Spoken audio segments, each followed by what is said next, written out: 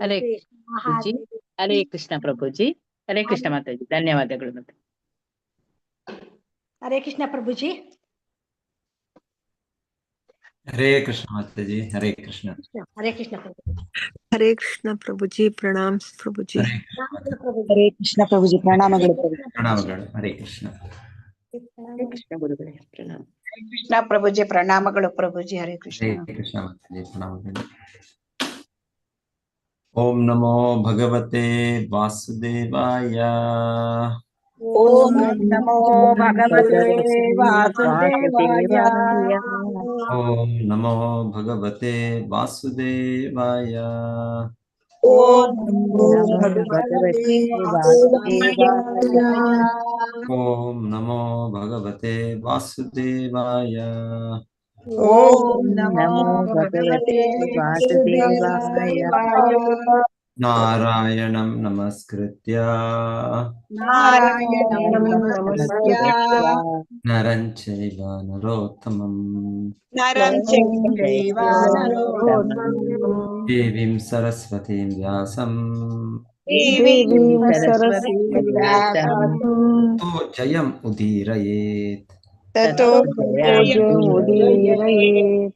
ನಷ್ಟಪ್ರಾಯೇಷು ಅಭದ್ರೇಷು ನಷ್ಟಪ್ರಾಯೇಷು ಅಭದ್ರೇಷು ನಿತ್ಯಂ ಭಾಗವತ ಸೇವಯಾ ನಿತ್ಯಂ ಭಾಗವತ ಸೇವಯಾ. ಭಗವತಿ ಉತ್ತಮ ಶ್ಲೋಕೆ ಭಗವತಿ ಉತ್ತಮ ಶ್ಲೋಕೆ ಭಕ್ತಿರ್ಭವತಿ ನೈಷ್ಟಿಕೀ ಭಕ್ತಿರ್ಭವತಿ ನೈಷ್ಟಿಕೀ.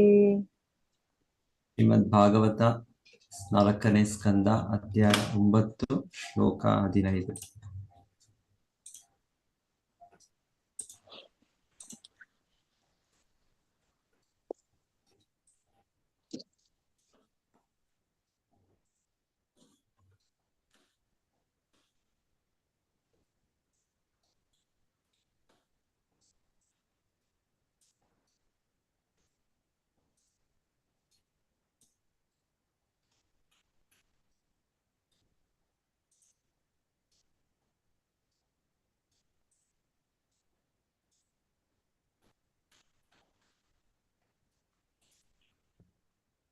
ತ್ವಂ ನಿತ್ಯಮುಕ್ತ ಪರಿಶುದ್ಧ ವಿಬುದ್ಧ ಆತ್ಮ.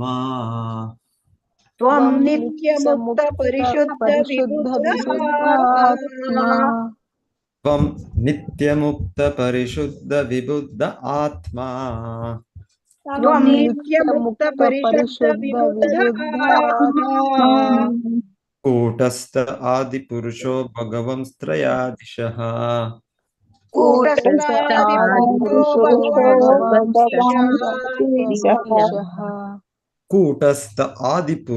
ಭಗವಂಸ್ತ್ರಯಾದಿಶಃ.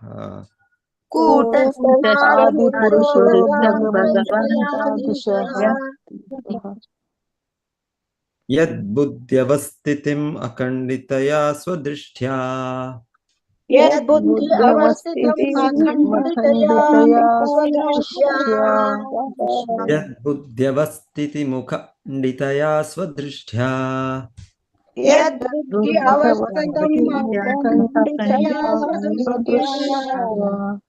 ದ್ರಷ್ಟಾ ಸ್ಥಿತಾವಧಿಮಖೋ ವ್ಯತಿರಿಕ್ತ ಆಸೆ. ದ್ರಷ್ಟಾ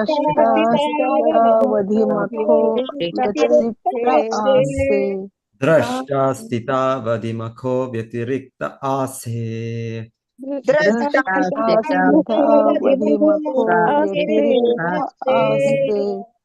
ತ್ವಂ ನಿತ್ಯಮುಕ್ತ ಪರಿಶುದ್ಧ ವಿಬುದ್ಧ ಆತ್ಮ.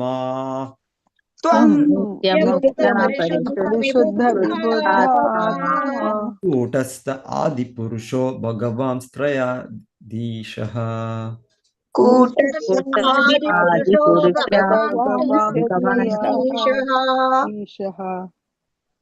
ಯದ್ಬುದ್ಧ್ಯವಸ್ಥಿತಮಖಂಡಿತಯಾ ಸ್ವದೃಷ್ಟ್ಯವಾ.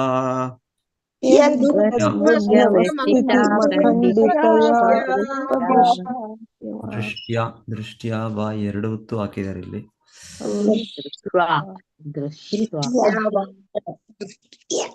ದೃಷ್ಟ್ಯಾನೇ ಇರ್ಬೇಕು.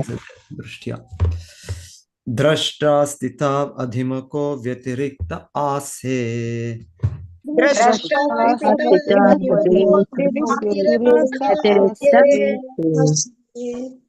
ಎಲ್ಲ ಭಕ್ತರು ಓದಿ ಒಬ್ಬರಾದ್ಮೇಲೆ ಒಬ್ಬರು ಶ್ಲೋಕ. ಹರೇ ಕೃಷ್ಣ. ತ್ವಂ ನಿತ್ಯ ಮುಕ್ತ ಪರಿಶುದ್ಧ ವಿಬುದ್ಧ ಆತ್ಮ ಕೂಟಸ್ಥ ಆದಿ ಪುರುಷೋ ಭಗವಾನ್ ಸ್ತ್ರ್ಯಧೀಶಃ ಯದ್ಬುದ್ಧಿ ಅವಸ್ಥಿತಮಖಂಡಿತಯ ಸ್ವದೃಷ್ಟ್ವಾ ದ್ರಷ್ಟಾಸ್ತಿ ತಾವಧಿಮುಖೋ ವ್ಯತಿರಿಕ್ತ ಆಸ್ಯೆ. ಥ್ಯಾಂಕ್ ಯು ಪ್ರಭುಜಿ. ಹರೇ ಕೃಷ್ಣ. हरे कृष्ण प्रभु जी. हरे कृष्ण प्रभु जी. त्वं नित्य मुक्त परिशुद्ध विबुद्ध आत्मा कूटस्थ आदि पुरुषो भगवान् आदिशः यद्बुद्ध्य अवस्थितम् अखण्डतया स्वदृष्ट्या द्रष्टास्तितौ अतिमुखा व्यतिरिक्त आसे. हरे कृष्ण प्रभु जी. हरे कृष्ण प्रभु जी. त्वं नित्य मुक्त परिशुद्ध विबुद्ध आत्मा कूटस्थ आदि पुरुषो भगवान् स्त्रियधीशः यद्बुद्ध्यवस्थिति मखण्डतया सदृष्ट्वा दृष्टा स्थितावधिमुखो व्यतिरिक्त आसे. धन्यवाद गुरुजी. हरे कृष्ण. त्वं नित्य मुक्त परिशुद्ध विबुद्ध आत्मा कूटस्थ आदि पुरुषो भगवान् स्त्र्यधीशः यद्बुद्ध्यवस्थितम् अखण्डितया स्वदृष्ट्या द्रष्टास्ति वदिमको व्यतिरिक्त आसे. हरे कृष्ण प्रभु. हरे कृष्ण गुरुकुले.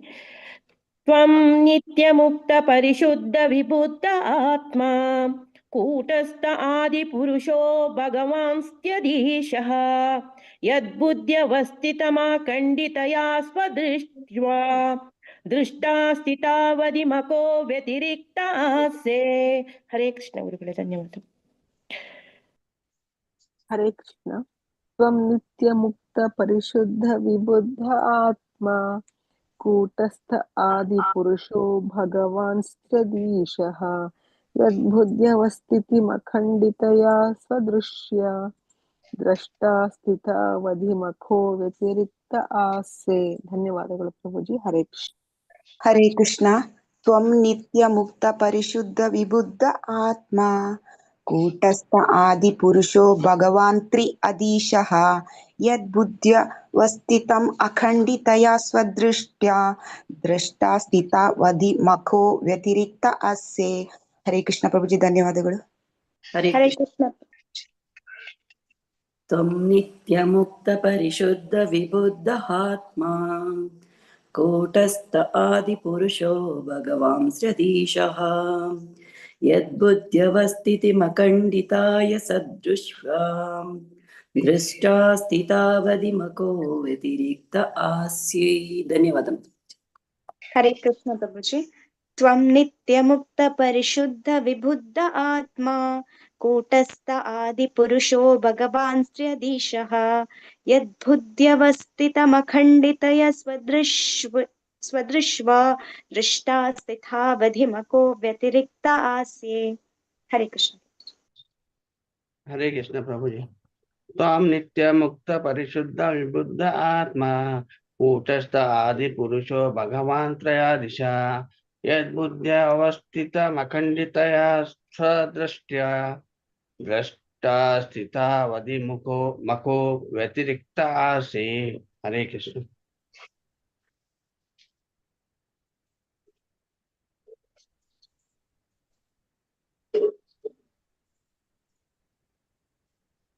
ತ್ವಂ ನೀನು, ತ್ವಂ ನೀನು, ನಿತ್ಯ ಶಾಶ್ವತವಾಗಿ, ನಿತ್ಯ ಶಾಶ್ವತವಾಗಿ, ಮುಕ್ತ ಮುಕ್ತನು, ಮುಕ್ತನು, ಪರಿಶುದ್ಧ ಕಲ್ಮಷರಹಿತ, ಪರಿಶುದ್ಧ ಕಲ್ಮಷರಹಿತ, ವಿಬುದ್ಧ ಜ್ಞಾನಪೂರ್ಣನು, ವಿಬುದ್ಧ ಜ್ಞಾನಪೂರ್ಣನು, ಆತ್ಮ ಪರಮಾತ್ಮನು, ಪರಮಾತ್ಮನು, ಕೂಟಸ್ಥಃ ನಿರ್ವಿಕಾರನು, ಕೂಟಸ್ಥ ನಿರ್ವಿಕಾರನು ಆದಿ ಮೂಲ ಆದಿ ಮೂಲ ಪುರುಷನು ಪುರುಷನು ಭಗವಾನ್ ಭಗವಂತನನ್ನು ಭಗವಂತನನ್ನು ಅಷ್ಟೈಶ್ವರ್ಯಗಳಿಂದ ಪೂರ್ಣನಾದ ಅಷ್ಟೈಶ್ವರ್ಯಗಳಿಂದ ಪೂರ್ಣನಾದ ತ್ರಿ ಅದೀಶಃ ಮೂರು ಗುಣಗಳ ಸ್ವಾಮಿಯು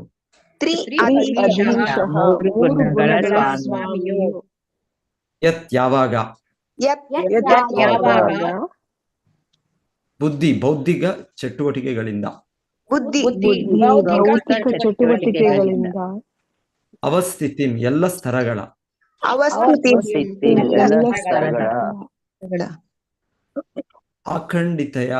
ಅಖಂಡಿತಯ ಭಂಗವಿಲ್ಲದ ಭಂಗವಿಲ್ಲದ ಸ್ವದೃಷ್ಟ್ಯ ಅಲೌಕಿಕ ದೃಷ್ಟಿಯಿಂದ ಅಲೌಕಿಕ ದೃಷ್ಟಿಯಿಂದ ದ್ರಷ್ಟ ನೀನು ಸಾಕ್ಷಿಯಾಗಿದ್ದೀಯೇ ನೀನು ಸಾಕ್ಷಿಯಾಗಿದ್ದೀಯೇ ಸ್ಥಿತೌ ಸಂರಕ್ಷಣೆಗೆ ವಿಶ್ವದ ಸಂರಕ್ಷಣೆಗೆ ವಿಶ್ವದ ಅಧಿಮಕಃ ಎಲ್ಲ ಯಜ್ಞಗಳ ಭೋಕ್ತೃವಾದವನಾಗಿ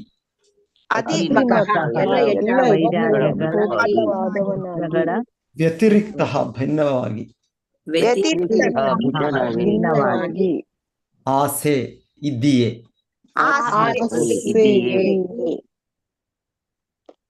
ಅನುವಾದ ಮತ್ತು ಭಾವಾರ್ಥ ಶಿಲ ಪ್ರಭುಪಾದರಿಂದ ಶಿಲ ಪ್ರಭುಪಾದ ಜಯವಾಗಲಿ.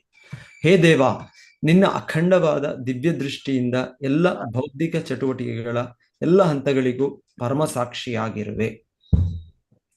ನೀನು ನಿತ್ಯ ಮುಕ್ತ. ನಿನ್ನ ಅಸ್ತಿತ್ವ ಶುದ್ಧ ಸತ್ವಗುಣದಲ್ಲಿ. ನೀನು ಪರಮಾತ್ಮನಲ್ಲಿ ನಿರ್ವಿಕಾರನಾಗಿ ಇದ್ದೀಯೇ. ನೀನು ಮೂಲ ದೇವೋತ್ತಮ ಪುರುಷ, ಷಡೈಶ್ವರ್ಯ ಪರಿಪೂರ್ಣನು. ನೀನೇ ಎಂದೆಂದಿಗೂ ಸತ್ವ ರಜಸ್ ತಮೋ ಗುಣಗಳಿಗೆ ನಿಯಾಮಕನು.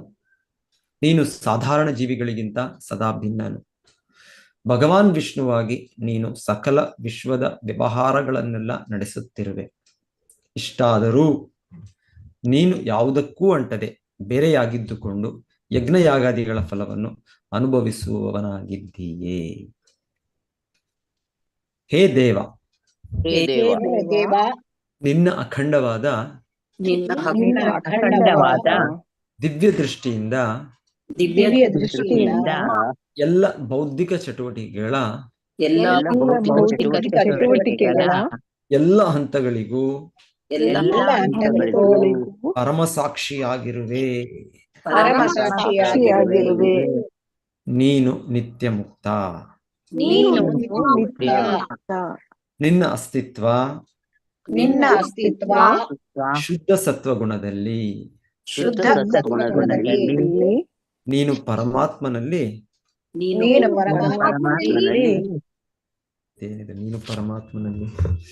ಪರಮಾತ್ಮನಲ್ಲಿ ನಿರ್ವಿಕಾರವನಾಗಿ ಇದ್ದೀಯೆ. ಸರಿ ಇಲ್ಲ, ಇದು ಇಂಗ್ಲಿಷ್ ನಲ್ಲಿ ತರ. ನೀನು ಪರಮಾತ್ಮನಲ್ಲಿ, ಭಗವಂತನೇ ಯಾಕೆ ಪರಮಾತ್ಮನಲ್ಲಿ ಇರ್ಬೇಕು? ನೀನು ಪರಮಾತ್ಮ ನಿರ್ವಿಕಾರನಾಗಿದ್ದೀಯ.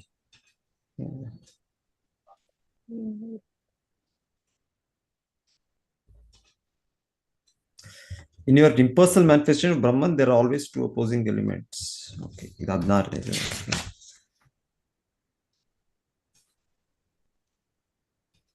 You are existent in the super soul without change. Okay, English ನಲ್ಲಿ ಹೀಗೆ Srila Prabhupada, you are existing in the super soul as the super soul. Okay, ಇದು ಭಗವಂತನ ಇನ್ನೊಂದು ಅಸ್ತಿತ್ವ, ಪರಮಾತ್ಮ. ಎನಿವೆ, ನೀನು ಪರಮಾತ್ಮನಾಗಿ ನಿರ್ವಿಕಾರವಾಗಿ ಇದ್ದೀಯೆ. I think better, that is better ಅನ್ಸುತ್ತೆ. ಎನಿವೆ, ನೋಡೋಣ. ನೀನು ನಿತ್ಯ, ನೀನು ಮೂಲ ದೇವೋತ್ತಮ ಪುರುಷ, ಷಡೈಶ್ವರ್ಯ ಪರಿಪೂರ್ಣನು. ನೀನೇ ಎಂದೆಂದಿಗೂ ಸತ್ವ ರಜಸ್ ತಮೋ ಗುಣಗಳಿಗೆ ನಿಯಾಮಕನು.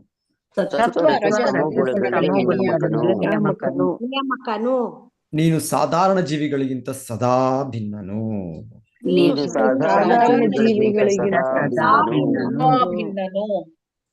ಭಗವಾನ್ ವಿಷ್ಣುವಾಗಿ ನೀನು ಸಕಲ ವಿಶ್ವದ ವ್ಯವಹಾರಗಳನ್ನೆಲ್ಲ ಸಕಲ ವಿಶ್ವದ ವ್ಯವಹಾರಗಳನ್ನೆಲ್ಲ ನಡೆಸುತ್ತಿರುವೆ. ನಡೆಸುತ್ತಿರುವೆ. ಇಷ್ಟಾದರೂ ನೀನು ಯಾವುದಕ್ಕೂ ಅಂಟದೆ ಬೇರೆಯಾಗಿದ್ದುಕೊಂಡು ಯಜ್ಞಯಾಗಾದಿಗಳ ಫಲವನ್ನು ಅನುಭವಿಸುವವನಾಗಿದ್ದೀಯೇ.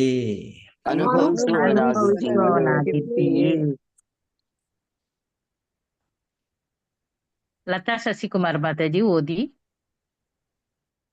ಹರೇ ಕೃಷ್ಣ.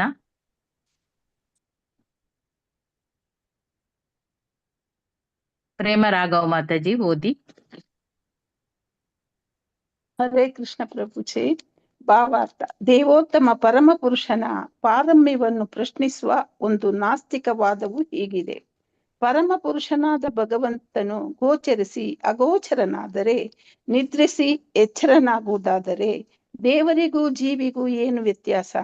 ಧ್ರುವ ಮಹಾರಾಜನು ದೇವೋತ್ತಮ ಪರಮ ಪುರುಷನ ಅಸ್ತಿತ್ವಕ್ಕೂ ಜೀವಿಗಳ ಅಸ್ತಿತ್ವಕ್ಕೂ ಇರುವ ಭೇದವನ್ನು ಎಚ್ಚರಿಕೆಯಿಂದ ಗುರುತಿಸುತ್ತಾನೆ. ಈ ಕೆಳಕಂಡ ವ್ಯತ್ಯಾಸಗಳನ್ನು ಅವನು ತೋರಿಸುತ್ತಾನೆ. ಭಗವಂತನು ನಿತ್ಯ ಮುಕ್ತನು. ಅವನು ಈ ಭೌತಿಕ ಜಗತ್ತಿನಲ್ಲಿ ಅವತರಿಸಿದಾಗಲೂ ತ್ರಿಗುಣಗಳಿಗೆ ಸಿಕ್ಕಿ ಹಾಕಿಕೊಳ್ಳುವುದಿಲ್ಲ. ಆದ್ದರಿಂದಲೇ ಅವನು ತ್ರಿಅಧೀಶ, ಅಂದರೆ ತ್ರಿಗುಣಗಳ ಅಧಿಪತಿ ಎಂದು ಪ್ರಸಿದ್ಧನಾಗಿದ್ದಾನೆ. ಭಗವದ್ಗೀತೆಯಲ್ಲಿ 7.14 ಹೀಗೆ ಹೇಳಿದೆ: ದೈವೀಹಿ ಏಷಾ ಗುಣಮಯೀ ಮಮ ಮಾಯಾ ದುರತ್ಯಯ. ಜೀವಿಗಳೆಲ್ಲ ತ್ರಿಗುಣಗಳಿಗೆ ಸಿಲುಕಿದವರು. ಭಗವಂತನ ಬಹಿರಂಗ ಶಕ್ತಿ ಬಹಳ ಪ್ರಬಲವಾದದ್ದು. ಆದರೆ ಭಗವಂತನು ತ್ರಿಗುಣಗಳ ಒಡೆಯನಾದ್ದರಿಂದ ಈ ಗುಣಗಳ ಕ್ರಿಯೆ ಪ್ರತಿಕ್ರಿಯೆಗಳಿಂದ ಸದಾ ಮುಕ್ತನಾದವನು. ಆದ್ದರಿಂದ ಈಶೋಪನಿಷತ್ತಿನಲ್ಲಿ ಹೇಳಿರುವಂತೆ ಅವನು ನಿಷ್ಕಲ್ಮಶನು. ಭೌತ ಜಗತ್ತಿನ ಕಶ್ಮಲವು ದೇವೋತ್ತಮನ ಮೇಲೆ ಯಾವುದೇ ಪರಿಣಾಮ ಉಂಟು ಮಾಡದು. ಆದ್ದರಿಂದ ಭಗವದ್ಗೀತೆಯಲ್ಲಿ ಕೃಷ್ಣನು ಹೀಗೆ ಹೇಳುತ್ತಾನೆ: ದುಷ್ಟರು ಮೂಢರು ಆದವರು ಭಗವಂತನ ಪರಂಭಾವಂ ಅನ್ನು ಅರಿಯದೆ ಅವನೊಬ್ಬ ಸಾಧಾರಣ ಮನುಷ್ಯನೆಂದು ಭಾವಿಸುತ್ತಾರೆ. ಪರಂಭಾವಂ ಎನ್ನುವುದು ಭಗವಂತನ ನಿತ್ಯ ಅಲೌಕಿಕ ಸ್ಥಿತಿಯನ್ನು ಸೂಚಿಸುತ್ತದೆ. ಭೌತ ಜಗತ್ತಿನ ಕಶ್ಮಲಗಳು ಅವನ ಮೇಲೆ ಸ್ವಭಾವ ಬೀರಲಾರವು. ಭಗವಂತನಿಗೂ ಜೀವಿಗೂ ಇನ್ನೊಂದು ವ್ಯತ್ಯಾಸವೆಂದರೆ, ಜೀವಿಯು ಸದಾ ಅಜ್ಞಾನದಲ್ಲಿರುತ್ತಾನೆ. ಜೀವಿಯು ಸತ್ತ ಗುಣದಲ್ಲಿ ಸ್ಥಿತನಾಗಿದ್ದರೂ ಅವನಿಗೆ ಗೊತ್ತಿಲ್ಲದಿರುವ ಇನ್ನು ಅನೇಕ ವಿಷಯಗಳಿವೆ. ಆದರೆ ದೇವೋತ್ತಮ ಪರಮ ಪುರುಷನು ಹಾಗಲ್ಲ. ಅವನಿಗೆ ಭೂತ ಭವಿಷ್ಯತ್ ವರ್ತಮಾನಗಳೆಲ್ಲವೂ ಗೊತ್ತು. ಪ್ರತಿಯೊಬ್ಬನ ಹೃದಯದಲ್ಲಿ ನಡೆಯುತ್ತಿರುವ ಎಲ್ಲವೂ ಗೊತ್ತು. ಭಗವದ್ಗೀತೆಯು ಇದನ್ನು ಸ್ಪಷ್ಟಪಡಿಸಿದೆ. ವೇದಾಹಂ ಸಮತೀತಾನಿ. ಭಗವಂತನು ಆತ್ಮದ ಭಾಗವಲ್ಲ, ಅವನು ನಿರ್ವಿಕಾರನಾದ ಪರಮ ಆತ್ಮನು. ಜೀವಿಗಳೆಲ್ಲರೂ ಅವನ ಅವಿಭಾಜ್ಯಾಂಗಗಳು. ಜೀವಿಯು ದೈವ ಮಾಯೆಯ ಅಣತಿಯಂತೆ ಭೌತಿಕ ಜಗತ್ತಿನಲ್ಲಿ ಹುಟ್ಟಲೇಬೇಕು. ಆದರೆ ದೇವರು ತನ್ನ ಅಂತರಂಗ ಶಕ್ತಿಯಿಂದಲೇ, ಅಂದರೆ ಆತ್ಮ ಮಾಯೆಯಿಂದಲೇ ಅವತರಿಸುತ್ತಾನೆ. ಅಲ್ಲದೆ ಜೀವಿಯು ಭೂತ ಭವಿಷ್ಯತ್ ವರ್ತಮಾನಗಳ ಕಾಲಗಳ ಮಿತಿಗೊಳಪಟ್ಟಿದ್ದಾನೆ. ಆತನ ಜೀವನಕ್ಕೆ ಆದಿ ಇದೆ, ಅಂದರೆ ಹುಟ್ಟು ಇದೆ.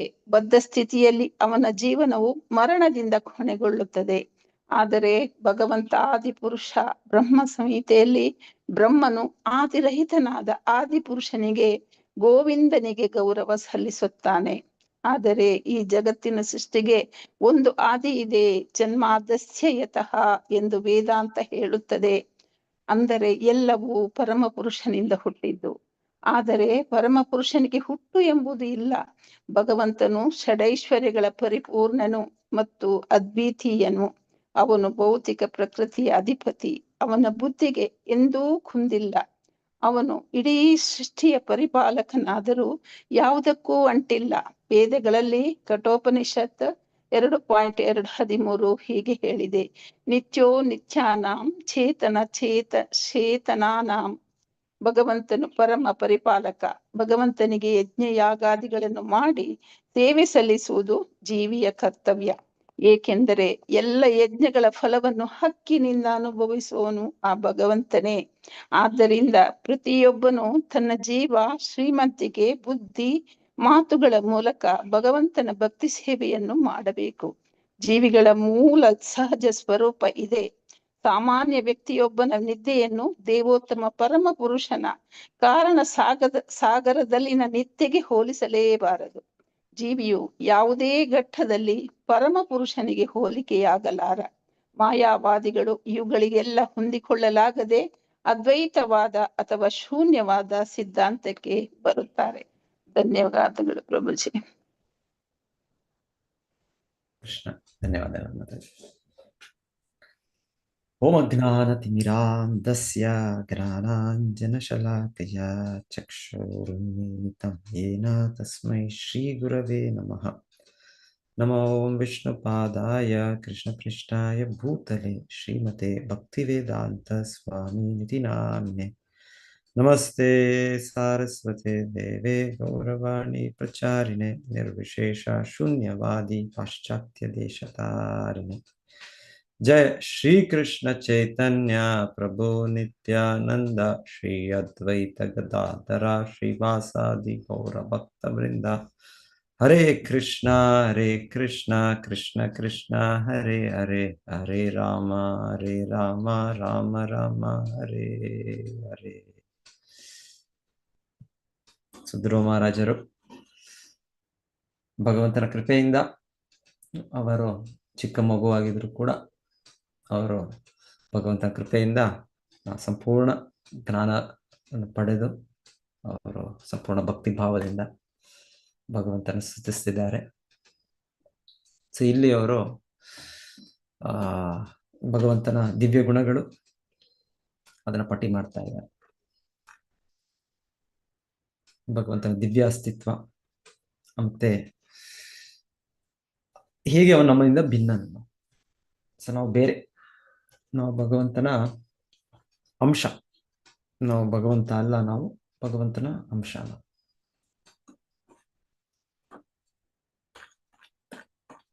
ಭಗವಂತನು ಪೂರ್ಣ, ನಾವು ಅವನ ಚಿಕ್ಕ ಕಿಡಿ. ಹೇ ದೇವ, ನಿನ್ನ ಅಖಂಡವಾದ ದಿವ್ಯ ದೃಷ್ಟಿಯಿಂದ ಎಲ್ಲ ಬೌದ್ಧಿಕ ಚಟುವಟಿಕೆಗಳ ಎಲ್ಲ ಹಂತಗಳಿಗೆ ನೀನು ಪರಮ ಸಾಕ್ಷಿಯಾಗಿರುವೆ. ನೀನು ನಿತ್ಯ ಮುಕ್ತ, ನಿನ್ನ ಅಸ್ತಿತ್ವ ಶುದ್ಧ ಸತ್ವಗುಣದಲ್ಲಿ ನೀನು ಪರಮಾತ್ಮನಾಗಿ ನಿರ್ವಿಕಾರನಾಗಿದ್ದೀಯೆ. ನೀನು ಮೂಲ ದೇವೋತ್ತಮ ಪುರುಷ, ಷಡೈಶ್ವರ್ಯ ಪರಿಪೂರ್ಣನು. ನೀನೇ ಎಂದಿಗೂ ಸತ್ವರಜಸ್ತಮ ಗುಣಗಳಿಗೆ ನಿಯಾಮಕನು. ನೀನು ಸಾಧಾರಣ ಜೀವಿಗಳಿಗಿಂತ ಸದಾ ಭಿನ್ನನು. ಭಗವಾನ್ ವಿಷ್ಣುವಾಗಿ ನೀನು ಸಕಲ ವಿಶ್ವದ ವ್ಯವಹಾರಗಳನ್ನೆಲ್ಲ ನಡೆಸುತ್ತಿರುವೆ. ಇಷ್ಟಾದರೂ ನೀನು ಯಾವುದಕ್ಕೂ ಅಂಟದೆ ಬೇರೆಯಾಗಿದ್ದುಕೊಂಡು ಯಜ್ಞಯಾಗಾದಿಗಳ ಫಲವನ್ನು ಅನುಭವಿಸುವವನಾಗಿದ್ದೀಯೇ.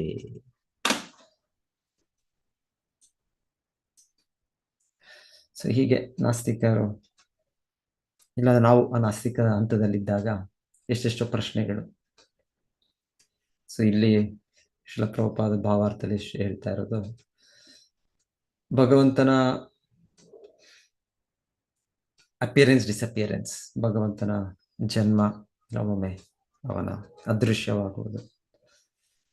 ಸೊ ಇದನ್ನ ಕೇಳಿದಾಗ್ಲೂ ನಾವು, ಇಲ್ಲಾಂದ್ರೆ ಭಗವಂತನ ಮಲಗುವುದು, ಎಚ್ಚರಿಕೆ ಆಗೋದು, ಇದೆಲ್ಲ ಕೇಳಿದ್ರೆ ಎಲ್ಲ ಜೀವಿಗಳು ಹೀಗೆ ಮಾಡ್ತಾ ಇದ್ದಾರೆ. ಭೌತಿಕ ಜಗತ್ತಿನಲ್ಲಿ ಎಲ್ಲ ಜೀವಿಗಳು ಅವರು ಕಾಣಿಸ್ಕೊಳ್ತಾರೆ ಅಂದ್ರೆ ಅವರು ಜನ್ಮ ತಾಳ್ತಾರೆ, ಮತ್ತೆ ಅದೃಶ್ಯರಾಗ್ತಾರೆ ಅಂದ್ರೆ ಅವರ ಮರಣ ಆಗುತ್ತೆ. ಸೊ ಈ ರೀತಿ ನಾವು ಕೂಡ ಭಗವಂತನನ್ನು ಅಂದ್ಕೊಳ್ತೇವೆ. ಇಲ್ಲ, ಅದಕ್ಕೆ ಗೀತೆಯ ಕೃಷ್ಣ ಹೇಳೋದು ಜನ್ಮ ಕರ್ಮ ಚಮೇ ದಿವ್ಯಂ. ಸೊ ನನ್ನ ಜನನ, ನನ್ನ ಕರ್ಮ ಇದೆಲ್ಲ ದಿವ್ಯವಾದದ್ದು. ಈಗಲೇ ಒಂದು ರೀತಿಯಲ್ಲಿ ಭಗವಂತನು ಕೃಷ್ಣಿಗರ್ಭ ಧ್ರುವ ಮಹಾರಾಜರಿಗೆ ಕಾಣಿಸ್ಕೊಂಡಿದ್ದು, ಎಲ್ಲಿಂದ ಹೇಗೆ ಕಾಣಿಸ್ಕೊಂಡ್ರು ಗೊತ್ತಿಲ್ಲ. ಹೇಳ್ತಾರೆ, ಧ್ರುವ ಮಹಾರಾಜರಿಗೆ ಕಾಣಿಸ್ತಾ ಇತ್ತು ಭಗವಂತನ ಪರಮಾತ್ಮನಾಗಿ. ಅವ್ರ ಸಮಾಧಿ ಸ್ಥಿತಿಯಲ್ಲಿ ನೋಡ್ತಾ ಇದ್ರು. ತಕ್ಷಣ ಅವರು ಅವರ ಸಮಾಧಿ ಮುರಿದು ಭಗವಂತನ ಅದೃಶ್ಯನಾದ ಪರಮಾತ್ಮನಾಗಿ ಭಗವಂತನವ್ರು ಕಾಣಿಸ್ಕೊಂಡಿದ್ದಾರೆ. ರೂಪ ಕಾಣಿಸ್ತಿಲ್ಲ ಅವರಿಗೆ. ಮತ್ತೆ ಆ ಒಂದು ಇದರಲ್ಲಿ ಅವರು ಇಲ್ಲಿ ಕಳ್ಕೊಂಡೆ ನಾನು ಆ ರೂಪ ಅಂತ ಅವರು ಇದರಲ್ಲಿ ಒಳಗೆ ನೋಡ್ತಾ ಇದ್ದು ಪರಮಾತ್ಮನನ್ನು ಕಣ್ಣು ಮುಚ್ಚಿದ್ರು ಅವರು, ಆಮೇಲೆ ಅವ್ರು ಕಣ್ಣು ತೆಗೆದ ಮೇಲೆ ಹೊರಗೆ ವ್ಯಕ್ತವಾಗ್ತದೆ. ಸೊ ಅಲ್ಲಿ ಭಗವಂತನು ಕಾಣಿಸ್ಕೊಂಡಿದ್ದ. ಸೊ ಇದಾದ್ಮೇಲೆ ಈಗ ಭಗವಂತನ ಪ್ರಾರ್ಥನೆ ಮಾಡ್ತಾರೆ. ಭಗವಂತನು ಅವರಿಗಿನ್ನ ಮತ್ತೆ ಆಶೀರ್ವದಿಸ್ತಾರೆ. ಮತ್ತೆ ಭಗವಂತನ ಅದೃಶ್ಯನಾಗ್ಬಿಡ್ತಾರೆ. ಸೊ ಇಲ್ಲ ಅಂದ್ರು ಭಗವಂತನ ಅವತಾರ ಕಾಣಿಸುತ್ತೆ, ಕಾಣಿಸೋದಿಲ್ಲ. ಬೇರೆ ಬೇರೆ ರೀತಿಯಲ್ಲಿ ಭಗವಂತನ ಅವತಾರ. ಸೊ ಭಗವಂತನ ಜನ್ಮ ರೀತಿಯಲ್ಲಿ ಆದ್ರೂ ಕೂಡ ಅವನ ಜನ್ಮ ನಮ್ಮ ರೀತಿ ಜನ್ಮ. ಭಗವಂತನು ಹಾಗೆ ಜನ್ಮ ತಾಳದ ಮೇಲೆ ಅವನು ಕೂಡ ನಿದ್ದೆ ಮಾಡ್ತಾನೆ, ಅವನು ಕೂಡ ಎಚ್ಚರಗೊಳ್ತಾನೆ. ಇಲ್ಲ ಅಂದ್ರೆ ಇಲ್ಲಿ ಕೇಳೋದು ನಾವು ಮಹಾವಿಷ್ಣು ಆಗಿ ಅವನು ಯೋಗ ನಿದ್ರೆಯಲ್ಲಿದ್ದಾನೆ. ಸೊ ಇದು ನಮ್ಮ ರೀತಿಯ ನಿದ್ದೆ ಅಲ್ಲ, ನಮ್ಮ ರೀತಿಯ ಚಟುವಟಿಕೆ. ನಮ್ಮ ನಿದ್ದೆ ಅಂದ್ರೆ ನಾವು ತಮೋಗುಣ, ಸಂಪೂರ್ಣ ತಮೋಗುಣಕ್ಕೆ ಹೋಗೋದು, ತಮೋಗುಣ ಪ್ರಭಾವದಲ್ಲಿ ನಮ್ಮ ನಿದ್ದೆ. ಆಮೇಲೆ ದೇಹದ ಅಗತ್ಯ ಭೌತಿಕ ದೇಹಕ್ಕೆ. ಸೊ ಭಗವಂತನಿಗೆ ಈ ತರ ಇದೆ. ಸೊ ಇಲ್ಲಿ ಭಗವಂತನ ಚಟುವಟಿಕೆಗಳು ನಮಗೆ ಒಂಥರ ದಿಗ್ಭ್ರಾಂತರಾಗಿಗೊಳಿಸ್ಬೋದು. ಆದರೆ ಆ ಚಟುವಟಿಕೆಗಳಲ್ಲೂ ಕೂಡ ಭಗವಂತನು ಆ ಯೋಗ ನಿದ್ರೆಯಲ್ಲಿ ಮಹಾವಿಷ್ಣುವಾಗಿ ಭಗವಂತನು ಶ್ವಾಸ ಮಾಡೋದ್ರಿಂದ ಅನಂತ ಕೋಟಿ ಬ್ರಹ್ಮಾಂಡಗಳು ಬರ್ತವೆ. ಸೊ ಈಗೇನಾದ್ರೂ ನಾವು ಮಾಡೋಕ್ಕಾಗತ್ತಾ? ನಮ್ಮ ನಿದ್ದೆಯಲ್ಲಿ ನಾವೇನೋ ಸೃಷ್ಟಿ ಮಾಡೋಕ್ಕಾಗತ್ತ? ಸಂಪೂರ್ಣ ಭೌತಿಕ ಸೃಷ್ಟಿ ಹೇಳ್ಬೇಕು ಅಂದ್ರೆ ಈ ಅನಂತ ಕೋಟಿ ಬ್ರಹ್ಮಾಂಡಗಳು ಮಹಾವಿಷ್ಣುವಿನ ನಿದ್ರೆಯಲ್ಲಿ ಆಗುವಂಥದ್ದು. ಯಸ್ಯೈವ ನಿಶ್ವಸಿತ ಕಾಲ ಮತಾವಲಂಬ್ಯ ಜೀವಂತಿ ಲೋಮ ವಿಲಜಾ ಜಗದಂಡನಾಥ ವಿಷ್ಣುರ್ ಸಮಹಾನಿಯ ಯಸ್ಯ ಕಲಾ ವಿಶೇಷೋ ಗೋವಿಂದಮಾದಿ ಪುರುಷಂ ತಮಹಂ ಭಜಾಮಿ. ಸೊ ಅವರು ಒಂದು ಮಲಗೋ ರೀತಿಯಲ್ಲಿ ಇದರಲ್ಲಿದ್ದಾರೆ, ಕಾರಣಾರ್ಣವ ಸಮುದ್ರದಲ್ಲಿ. ಅದರಿಂದ ಅವರ ಶ್ವಾಸದಿಂದ, ಅವರ ಮೂಗಿನ ರಂಧ್ರಗಳಿಂದ, ಅವರ ಚರ್ಮದ ರಂಧ್ರಗಳಿಂದ ಅನಂತ ಕೋಟಿ ಬ್ರಹ್ಮಾಂಡ. ಮತ್ತೆ ಅದೇ ಮಹಾವಿಷ್ಣು ಮತ್ತೆ ಗರ್ಭೋದಕಶಾಹಿ ವಿಷ್ಣು ಆಗಿ ಪ್ರವೇಶಿಸೋದು. ಮತ್ತೆ ಅವರು ಆ ಗರ್ಭೋದಕ ಸಮುದ್ರದಲ್ಲಿ ಅವರ ಬೆವರಿನಿಂದ ಸೃಷ್ಟಿಸಿದ ನೀರು ಆ ಸಮುದ್ರದಲ್ಲಿ ಅವರು ಮಲಗಿ ಮತ್ತೆ ಅವರ ನಾಭಿಯಿಂದ ಬರಮುಂದಿದೆ. ಸೊ ಎಲ್ಲ ಒಂದು ರೀತಿ ಅವರು ಮಲಗಿರೋ ಒಂದು ಶಯನ ಆಸನ, ಅದರಿಂದನೇ ಎಲ್ಲವೂ ಆಗ್ತಾ ಇದೆ. ಮಹಾವಿಷ್ಣು ಮತ್ತೆ ಗರ್ಭೋದಕಶಾಹಿ ವಿಷ್ಣು ಮತ್ತೆ ಕ್ಷೀರೋದಕಶಾಹಿ ವಿಷ್ಣು ಕ್ಷೀರಸಾಗರದಲ್ಲಿ ಕೂಡ, ಅಲ್ಲೂ ಕೂಡ ಭಗವಂತನ ಇನ್ನೊಂದು ವಿಸ್ತರಣೆ ಕ್ಷೀರೋದಕಶಾಹಿ ವಿಷ್ಣು.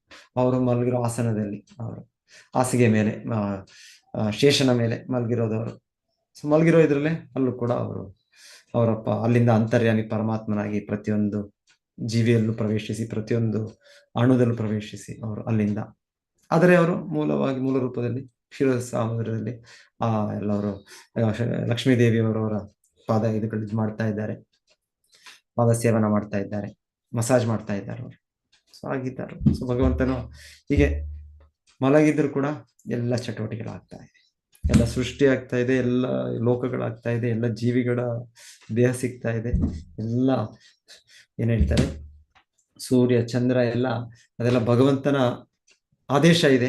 ಅದರ ಭಯಕ್ಕೆ ಅವರು ಒಳಗಾಗಿ ಅವರು ಸೂರ್ಯ ಬೆಳಗ್ತಾ ಇದೆ, ಉದಯ ಆಗ್ತಾ ಇದೆ, ಇಲ್ಲ ಗಾಳಿ ಚಲನೆಯಲ್ಲಿದೆ, ಬೆಂಕಿ ಬಿಸಿ ಶಾಖವನ್ನು ಕೊಡುತ್ತೆ. ಪ್ರತಿಯೊಂದು ವಸ್ತುಕ್ಕೂ ಒಂದು ನಿರ್ದಿಷ್ಟ ಗುಣಗಳಿದೆ. ಅದಕ್ಕೆ ಅಧಿಕಾರಿಗಳು, ಮೇಲ್ವಿಚಾರಕ ದೇವತೆಗಳಿದ್ದಾರೆ. ಸೊ ಅವರೆಲ್ಲ ಏನೊಂದು ಕಟ್ಟುನಿಟ್ಟಾಗಿ ವ್ಯವಸ್ಥಿತವಾಗಿ ಕೆಲಸ ಮಾಡ್ತಾ ಇದ್ದಾರೆ ಅಂದ್ರೆ ಭಗವಂತನ ಆದೇಶ ಇದೆ, ಭಗವಂತನ ಭಯ ಇದೆ ಅವರಿಗೆ. ಈ ಆದೇಶ ಉಲ್ಲಂಘಿಸಬಾರದು. ಹಾಗೆ ಸೊ ಭಗವಂತನ ಕಂಟ್ರೋಲ್. ಭಗವಂತ ಮಲಗಿದ್ದಾನೆ. ಸೊ ಮಲಗಿದ್ರು ಈ ಭೌತಿಕ ಜಗತ್ತಿನಲ್ಲಿ ಈ ಮೂರು ವಿಷ್ಣುವಿನ ರೂಪಗಳು ಇದೆಲ್ಲ ಚಟುವಟಿಕೆ ನಡೀತಾರೆ. ಅವನ ಎಚ್ಚರಗೊಂಡು ಒಂದು ರೀತಿ ಅವನ ಚಟುವಟಿಕೆಗಳು ವೈಕುಂಠ ಅಂತ ಹೇಳಿ ಅಲ್ಲಿ ಸದಾ ಭಗವಂತನಿದ್ದಾನೆ. ಭಗವಂತನ ನಿತ್ಯ ಭಕ್ತರು ಅವನೊಟ್ಟಿಗೆ ಇದ್ದಾರೆ. ಅವನ ನಿತ್ಯ ಲೀಲೆಗಳು ನಡೀತಾ ಇದೆ. ಸೊ ಅಲ್ಲಿ ಅವನ ಎಚ್ಚರವಾಗಿದ್ದು ಅವನ ದಿವ್ಯ ಲೀಲೆಗಳು ನಡೀತಾ. ಇಲ್ಲೂ ಕೂಡ ಒಮ್ಮೊಮ್ಮೆ ಭಗವಂತನ ಅವತರಿಸಿದಾಗ ಮಾಡ್ತಾನೆ ಲೀಲೆಗಳು. ಇಲ್ಲ ಅಂದ್ರೆ ಸಾಮಾನ್ಯವಾಗಿ ಭಗವಂತನ ವಿಷ್ಣುವಾಗಿ ಮಲಗಿದ್ದಾನೆ ಅಷ್ಟೇ. ಭೌತಿಕ ಮಹಾವಿಷ್ಣುವಾಗಿ, ಗರ್ಭೋದಕ ವಿಷ್ಣುವಾಗಿ, ಕ್ಷೀರೋದಕ ವಿಷ್ಣುವಾಗಿ ಮಲಗಿದ್ದಾನೆ. ಸೊ ಒಮ್ಮೊಮ್ಮೆ ಭಗವಂತನು ಆದರೂ ಅವನ ಕರುಣೆಯಿಂದ ಅವನು ಅವತರಿಸಿ ಬರ್ತಾನೆ. ಸೊ ಭಗವಂತನ ಚಟುವಟಿಕೆಗಳು ನಾವು ನಮ್ಮ ಸ್ಥಿತಿಯಲ್ಲಿ ಅರ್ಥ ಮಾಡ್ಕೊಳ್ಳೋದು ಕಷ್ಟ. ಯಾಕಂದ್ರೆ ನಾವು ಬದ್ಧ ಜೀವಿಗಳು. ಇಲ್ಲೇನು ಹೇಳಿದ್ರು ಇಲ್ಲಿ ಭಗವಂತನ ಬಗ್ಗೆ? ತ್ವಂ ನಿತ್ಯ ಮುಕ್ತ. ಏನಿದು? ನೀನು ನಿತ್ಯವಾಗಿ ಮುಕ್ತನು ನೀನು. ನಾವು ಈಗ ನಿತ್ಯವಾಗಿ ಬದ್ಧರು. ಮುಕ್ತರಲ್ಲ ನಾವು ಬದ್ಧರು. ತ್ವಂ ನಿತ್ಯ ಮುಕ್ತ. ಸೊ ಭಗವಂತ ನಿತ್ಯವಾಗಿ ಮುಕ್ತನು. ನಾವು ಬದ್ಧ ಜೀವಿ ಅಂದ್ರೆ 4 ದೋಷಗಳು. ಏನ್ ದೋಷಗಳು ನಮ್ಮದು? 4 ದೋಷಗಳು. ಒಂದು ಅಪರಿಪೂರ್ಣ ಇಂದ್ರಿಯಗಳು. ಮತ್ತೆ ಅಪರಿಪೂರ್ಣ ಇಂದ್ರಿಯ, ನಾನು ನೋಡೋವದ್ದು ಎಲ್ಲ ಸರಿಯಾಗಿ ಕಾಣೋದಿಲ್ಲ. ನನಗೇನೋ ಕಾಣುತ್ತೆ ನನಗೆ. ಸೊ ನನಗೆ ಕಾಣೋದ್ರಿಂದ ನಾನು ಒಂದು ಅದರ ಚಿಂತನೆ ಬುದ್ಧಿಯಲ್ಲಿ ನಾನು ಒಂದು ಅದನ್ನ ಪ್ರೊಸೆಸ್ ಮಾಡಿ ಆ ರೀತಿ ಅರ್ಥ ಮಾಡ್ಕೊಳ್ತೇನೆ. ಆದ್ರೆ ನಾನು ನೋಡೋದು ತಪ್ಪು. ಎಷ್ಟೋ ರೀತಿಯಲ್ಲಿ ನೋಡಿದ್ರು ಆ ತಪ್ಪು ಗ್ರಹಣೆ ಮಾಡ್ಕೊಳ್ತೇನೆ. ನನ್ನ ಅಬ್ಸರ್ವೇಷನ್ ಇನ್ನೊಂದು ರೀತಿಯಲ್ಲಿ ಅರ್ಥ ಮಾಡ್ಕೊಳ್ತೇನೆ. ನನಗೆ ಯಾವ ಸನ್ನಿವೇಶದಲ್ಲದು ಆಯ್ತು, ಯಾಕಾಯ್ತು, ಏನಾಯ್ತು ಅಂತ ಹಿಂದೆ ನೋಡಕ್ಕೆ ಮುಂದೆ ನೋಡಕ್ಕೆ ನನಗೆ ಇಲ್ಲ. ಹೇಗೆ ಒಂದು ಕುದುರೆ ಅಲ್ಲಿ ಇದಾಕಿದ್ರೆ ಅದಕ್ಕೆ ಆ ಕುದುರೆ ರೇಸಲ್ಲಿ ಕಟ್ಟಾಕ್ತಾರಲ್ಲ, ಅದಕ್ಕೆ ಈಚೆ ಆಚೆ ಕಟ್ಟಾಕ್ಬಿಡ್ತಾರೆ. ಆಮೇಲೆ ಕುದುರೆ ನೋಡ್ಸೋದು, ಅದು ಆಚೆ ಈಚೆ ನೋಡೋದೇ ಸ್ಟ್ರೈಟ್ ಹೋಗ್ಬೇಕು. ಅದೇ ರೀತಿಯಲ್ಲಿ ನಾವು ಕೂಡ ಬದ್ಧ ಜೀವಿಗಳು. ನಮ್ಗೆ ಹಿಂದೆ ಯಾಕೆ ಕಾರಣ, ನನಗೆ ಈ ರೀತಿ ಇವತ್ತು ಜೀವನದ ಸ್ಥಿತಿ ಇದೆಯೋ, ಯಾಕೆ ಕಾರಣ, ಯಾಕೆ ಹಿಂದೆಯಿಂದ ಹೀಗಾಯ್ತು, ಭಗವಂತನ ಯಾಕೆ ಇದನ್ನ ಸ್ಯಾಂಕ್ಷನ್ ಮಾಡಿದ, ಅದರ ಅರಿವಿಲ್ಲ ನನಗೆ. ಮುಂದೆ ಏನಾಗುತ್ತೆ, ನಾನು ಮಾಡೋ ಇವಾಗ ಚಟುವಟಿಕೆ ಏನ್ ಪರಿಣಾಮ ಆಗ್ಬೋದು ಅದು ಕೂಡ ಗೊತ್ತಿಲ್ಲ. ಈಗ ಪ್ರೆಸೆಂಟ್ ಇದರಲ್ಲೇ ನನಗೆ ಅಷ್ಟೇ. ಸೊ ಎನಿವೆ, ನಮ್ಮ ಇಂದ್ರಿಯಗಳು, ಕಣ್ಣು ಅಪರಿಪೂರ್ಣ, ಕಿವಿಗಳು ಅಪರಿಪೂರ್ಣ. ಕೇಳೋದು ಅವ್ರು ಹೇಳಿದ್ರು, ಇವ್ರು ಹೇಳಿದ್ರು, ಹೀಗೆ ಕೇಳಿದ್ದು ನಾವು ಅಂತ ತಪ್ಪಾಗಿ ಕೇಳ್ತೇವೆ. ಒಂದ್ಸಲ ಅವರು ಸರಿಯಾಗಿ ಹೇಳಿದ್ರು ಕೂಡ ನಮಗೆ ತಪ್ಪಾಗಿ ಹೇಳಿದ್ರು. ಸೊ ನೋಡೋದು, ಕೇಳೋದು, ಸೊ ಇದೆಲ್ಲ ನಮ್ಮ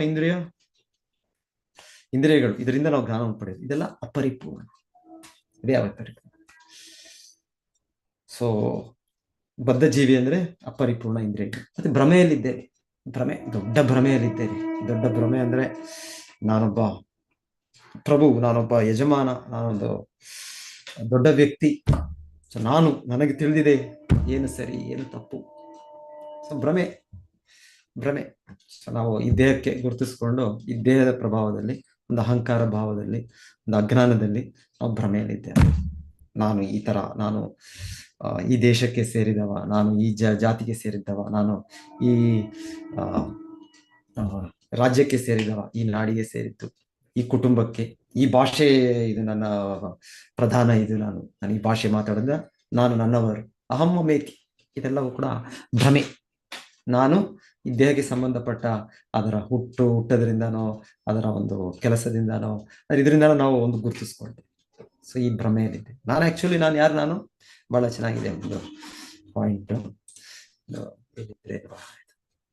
ಶೇರ್ ಮಾಡ್ತೀನಿ.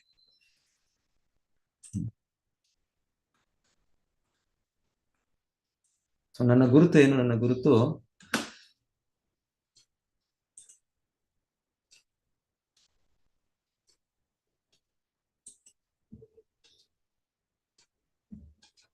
ಒಂದ್ ಕಡೆ ಇತ್ತು, ಬಹಳ ಚೆನ್ನಾಗಿತ್ತು.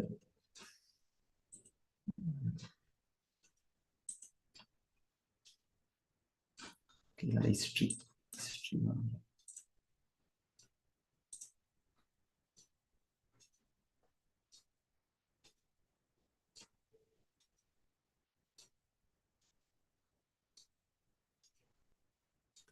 tabs.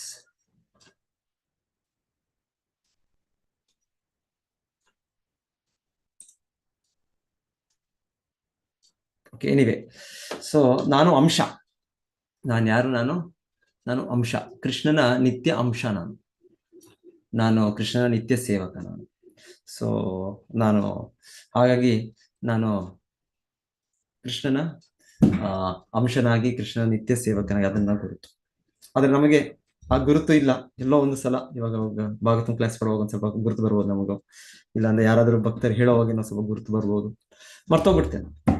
ನಾವು ಮರ್ತೋಗ್ಬಿಟ್ಟು ನಾನು ಒಬ್ಬ ದೊಡ್ಡ ವ್ಯಕ್ತಿ, ನಾನು ಪ್ರಭು, ನಾನು ವಿಭು ಅಂತ ನಮಗೆ ಇದು ಸಹಜವಾಗಿ ಭೌತಿಕ ಜಗತ್ತಿನಲ್ಲಿ ಭ್ರಮೆಯಲ್ಲಿ ಸಿಕ್ಕಿಬಿದ್ದಿದ್ದು. ಸೊ ಒಂದು ಭ್ರಮೆ, ಇನ್ನೊಂದು ಅಪರಿಪೂರ್ಣ ಇಂದ್ರಿಯ, ಇನ್ನೊಂದು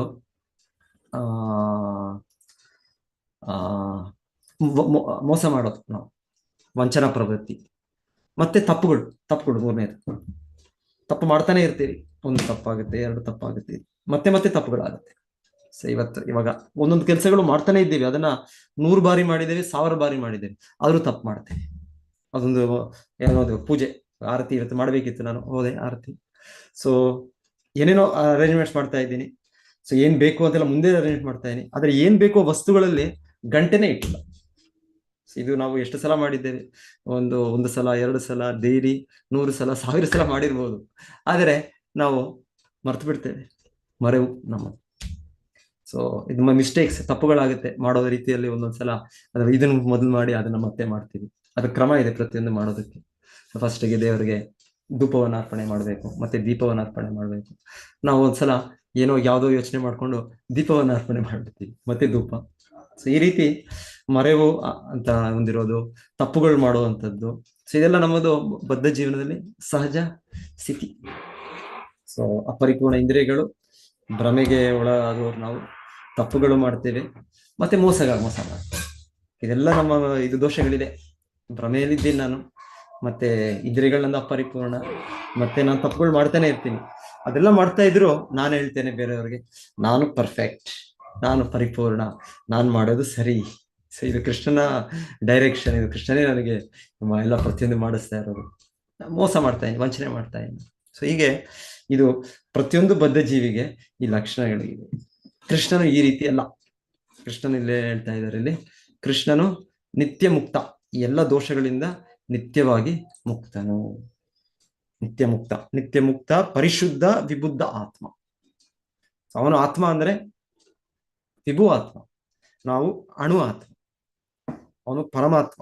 ಸೊ ಆತ್ಮ ಅಂದ್ರೆ ಅವನಿಗೆ ಅವನ ಇದೆ. ಸೊ ನಾವು ಅವನ ಭಾಗ್ಯ ಆಗಿರೋದ್ರಿಂದ ನಾವು ಕೂಡ ಆತ್ಮ. ಅಂದ್ರೆ ಮೂಲ ಆತ್ಮ ಅಂದ್ರೆ ಅವನೇ, ಎಲ್ಲದಕ್ಕೂ ಮೂಲ, ಎಲ್ಲದಕ್ಕೂ ಇದು ಅವನೇ, ಬ್ರಹ್ಮನ್ ಅವನೇ. ಸೊ ನಾವು ಅದರ ಅಂಶ, ಅವನ ಅಂಶ ಆಗಿದೆ, ನಾವು ಕೂಡ ಬ್ರಹ್ಮನ್. ಅಂದ್ರೆ ಮೂಲವಾಗಿ ಅವನೇ ಆತ್ಮ, ಅವನೇ ಪರಮಾತ್ಮ, ಅವನೇ ವಿಭು ಆತ್ಮ. ಸೊ ಹೀಗೆ ಭಗವಂತನು ನಿತ್ಯ ಮುಕ್ತ, ಪರಿಶುದ್ಧ ಸಂಪೂರ್ಣವಾಗಿ ಪರಮ ಪವಿತ್ರ. ಭಗವದ್ಗೀತೆಯಲ್ಲೂ ಕೂಡ ಅರ್ಜುನ ಏನ್ ಪ್ರಾರ್ಥನೆ ಮಾಡ್ತಾರೆ ಕೃಷ್ಣನಿಗೆ, ಪರಂ ಬ್ರಹ್ಮ ಪರಂ ಧಾಮ ಪವಿತ್ರಂ ಪರಮಂ ಭವ. ನೀನು ಪರಮ ಪವಿತ್ರನು ನೀನು. ಸೊ ಕೃಷ್ಣನು ಯಾವಾಗಲೂ ಕೂಡ ಪವಿತ್ರನೇ. ಕೃಷ್ಣ ಯಾವಾಗಲೂ ಈ ಭೌತಿಕ ಜಗತ್ತಿನ ಚಟುವಟಿಕೆಗಳಲ್ಲಿ ಅವನು ಒಳಗಾಗೋದಿಲ್ಲ. ಈಗ ಭಗವಂತನು ಅವನ ಚಟುವಟಿಕೆಗಳು, ಅವನ ಲೀಲೆಗಳು, ಅವನು ರಾಜಸಿಕ ತಾಮಸ ಗುಣದಲ್ಲಿ ಬರೋದಿಲ್ಲ. ಸೊ ನಮಗೆ ಹೇಳ್ತಾರೆ, ಯಾರು ಹೇಳ್ತಾರೆ, ಭೀಷ್ಮ ಪಿತಾಮಹರು ಹೇಳ್ತಾರೆ, ಆ ಶಿಶುಪಾಲನು ಅವರಿಗೆ ಅವಹೇಳನ ಮಾಡುವಾಗ ಆ ಸಭೆಯಲ್ಲಿ ರಾಜಸೂಯ ಯಜ್ಞದಲ್ಲಿ ಭೀಷ್ಮ ಪಿತಾಮಹ ಮಧ್ಯೆ ಬರ್ತಾರೆ. ಭೀಷ್ಮ ಪಿತಾಮಹ ತಂದೆ ಹೇಳ್ತಾರೆ, ಏನ್ ಹೇಳ್ತಾರೆ ಅವರು, ಕೃಷ್ಣನು ಯಾವ ಒಂದು ಇದಕ್ಕೂ ಗುಣಗಳ ಪ್ರಭಾವಕ್ಕೆ ಬರೋದಿಲ್ಲ. ಭೌತಿಕ ಜಗತ್ತಿನಲ್ಲಿ ಕಾಮದ ಪ್ರಭಾವ ಇದೆ ನಮಗೆ, ರಾಜಸಿಕ ಗುಣ, ಇದಕ್ಕೆ ಪ್ರಭಾವಕ್ಕೆ ಒಳಗಾಗ್ತೀವಿ ನಾವು. ಬಾಹ್ಯವಾಗಿ, ಅಂತರ್ಯವಾಗಿ, ಮನಸ್ಸಿನಲ್ಲಿ ಇದು ನಮಗೆ ಪ್ರಚೋದಿಸುತ್ತೆ. ಆದ್ರೆ ಏನ್ ಹೇಳ್ತಾರೆ ಭೀಷ್ಮ ಪಿತಾಮಹ, ಕೃಷ್ಣನು ಅಷ್ಟು ಸುಂದರ ಸ್ತ್ರೀಗಳು ಯಾರಿದ್ದಾರೆ, ಗೋಪಿಕೆಯರು. ಸೊ ಅವರ ಮಧ್ಯೆ ಇದ್ರೂ ಕೂಡ ಕೃಷ್ಣನಿಗೆ ಸ್ವಲ್ಪ ಕೂಡ ಕಾಮದ ಪ್ರಚೋದನೆ ಇಲ್ಲ. ಸೊ ನಾನೇನಾದ್ರು ಆ ರೀತಿಯ ಸ್ಥಿತಿಯಲ್ಲಿ ಇದ್ದಿದ್ರೆ, ನಾನು ಅಖಂಡ ಬ್ರಹ್ಮಚಾರಿ. ಯಾರು, ಭೀಷ್ಮ ಪಿತಾಮಹರು.